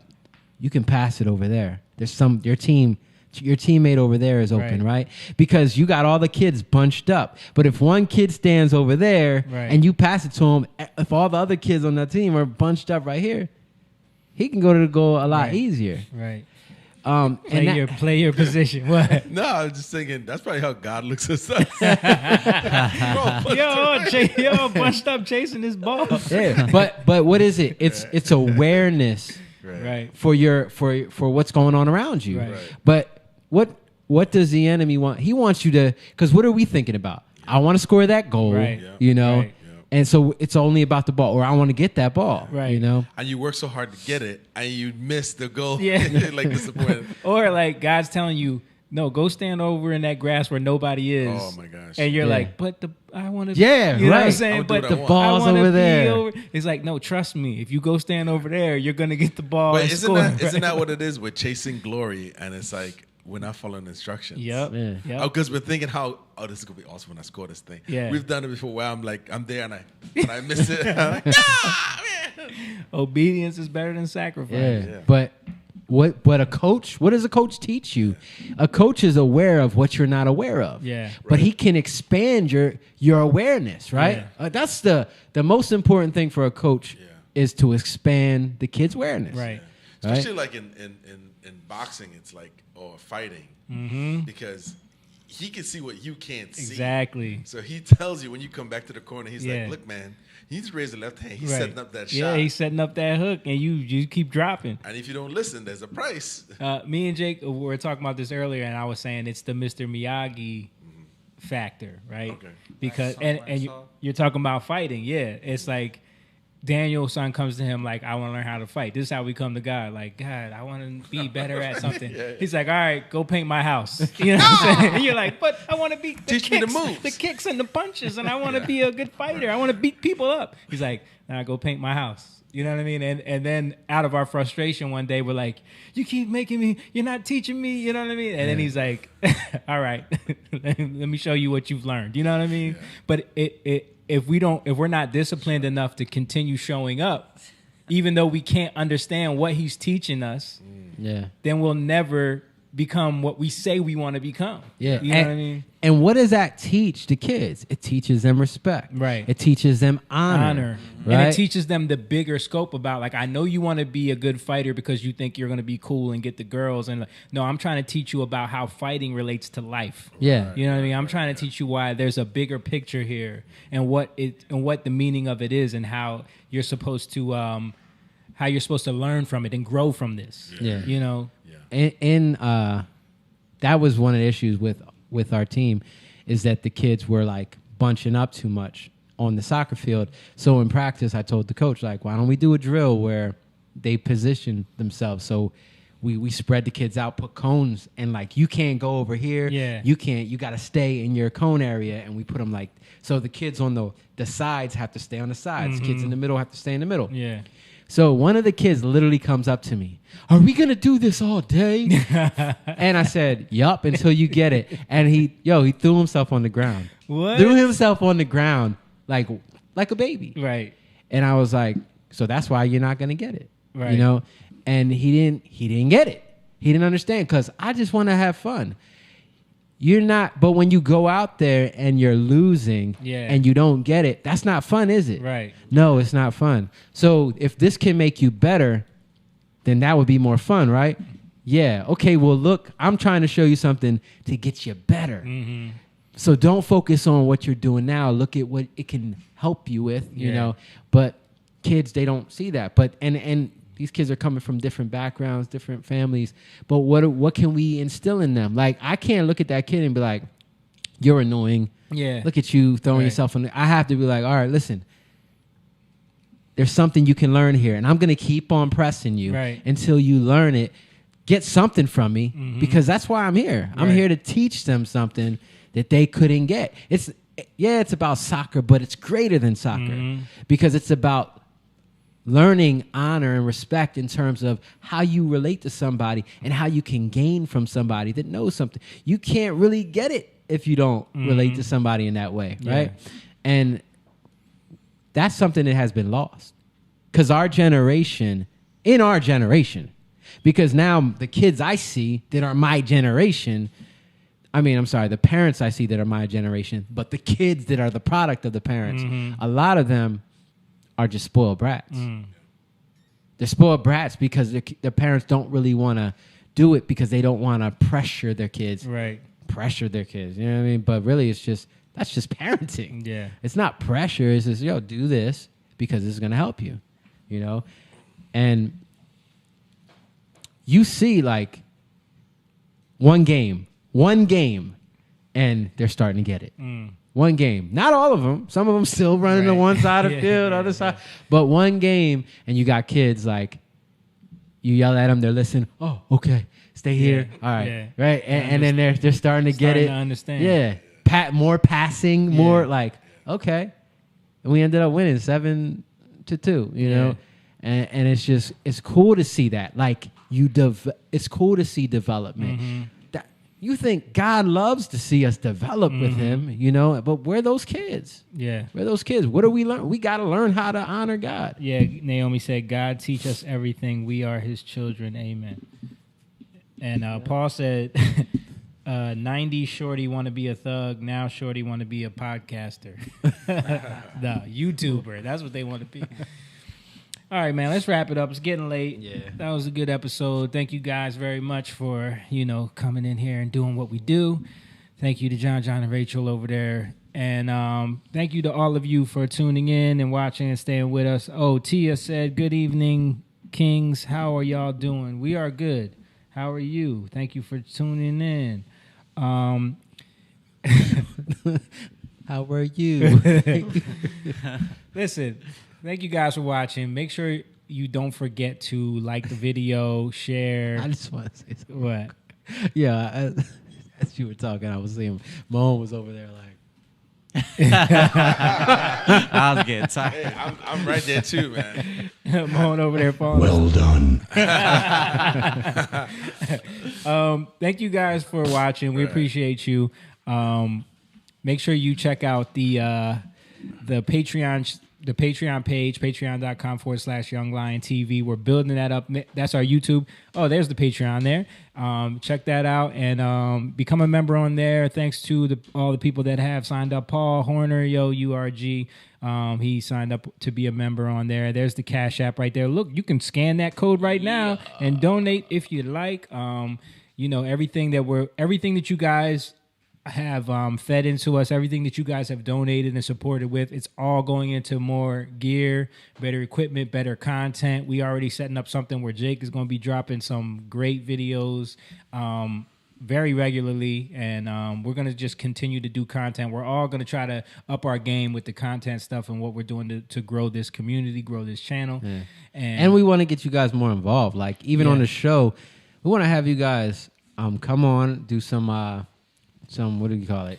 Zoom chats. Do some Zoom chats. Do some through Wirecast we could do the rendezvous stuff. Right. So, that's why I was like, what do you call it? Yeah. But we can bring people into the conversation. We can bring whoever wants to join in. And so let us know. Like, if you guys want to join in, hit us up. Yeah. Send us a email or a message through instant message. Yeah. DM us. You can also follow us on Instagram, and don't forget to check out Brother James's site, Mr. Build Right, on Facebook if you want to get something done. You know what we gotta do? We gotta have you make us like an awesome table for the podcast. And then we can just always have that on display. All right. Yeah. Brother built this thing. And have something. A nice coffee table. Do you have a budget? Yeah, we do have a budget. We do have a budget. Yes. Get on that Patreon. But yeah, that would be dope. No, I would love to if we could get if we could get like a real nice table built that's better than this crap we're using. Not this stuff from China. Yeah. Yeah. And build us some chairs too. Yeah, these chairs terrible. But yeah, we appreciate all those that have supported up to this point. We got a lot of stuff coming up. We're planning on a lot of good things. But keep supporting, please. Again, patreon.com/youngliontv. Cash App, if you want to send some donations, it's just $youngliontv. Also, follow us on Instagram. you can also send donations through Facebook now. They have the star system, and be a member on Facebook, as Jack mentioned. Also, YouTube. Subscribe to the YouTube channel. We're trying to grow the YouTube channel. We really don't do much on there. And we're streaming on Twitch right now. Also, if you watch this on Twitch, please follow us. And Jatan.com for merch and music. Go stream Whoa Darling, or Darling. Go stream Darling, which is out now. We should have played that today. I was going to play it, and I forgot. Should have. But we'll play it next week. And we appreciate all of you guys. Thank you very much. God bless everybody. Peace and blessings to the Young Lions. And we are out of here. Peace. Young lion, go live, yeah. Young lion, you rich, yeah. This kingdom has room, yeah. Go and fight people in.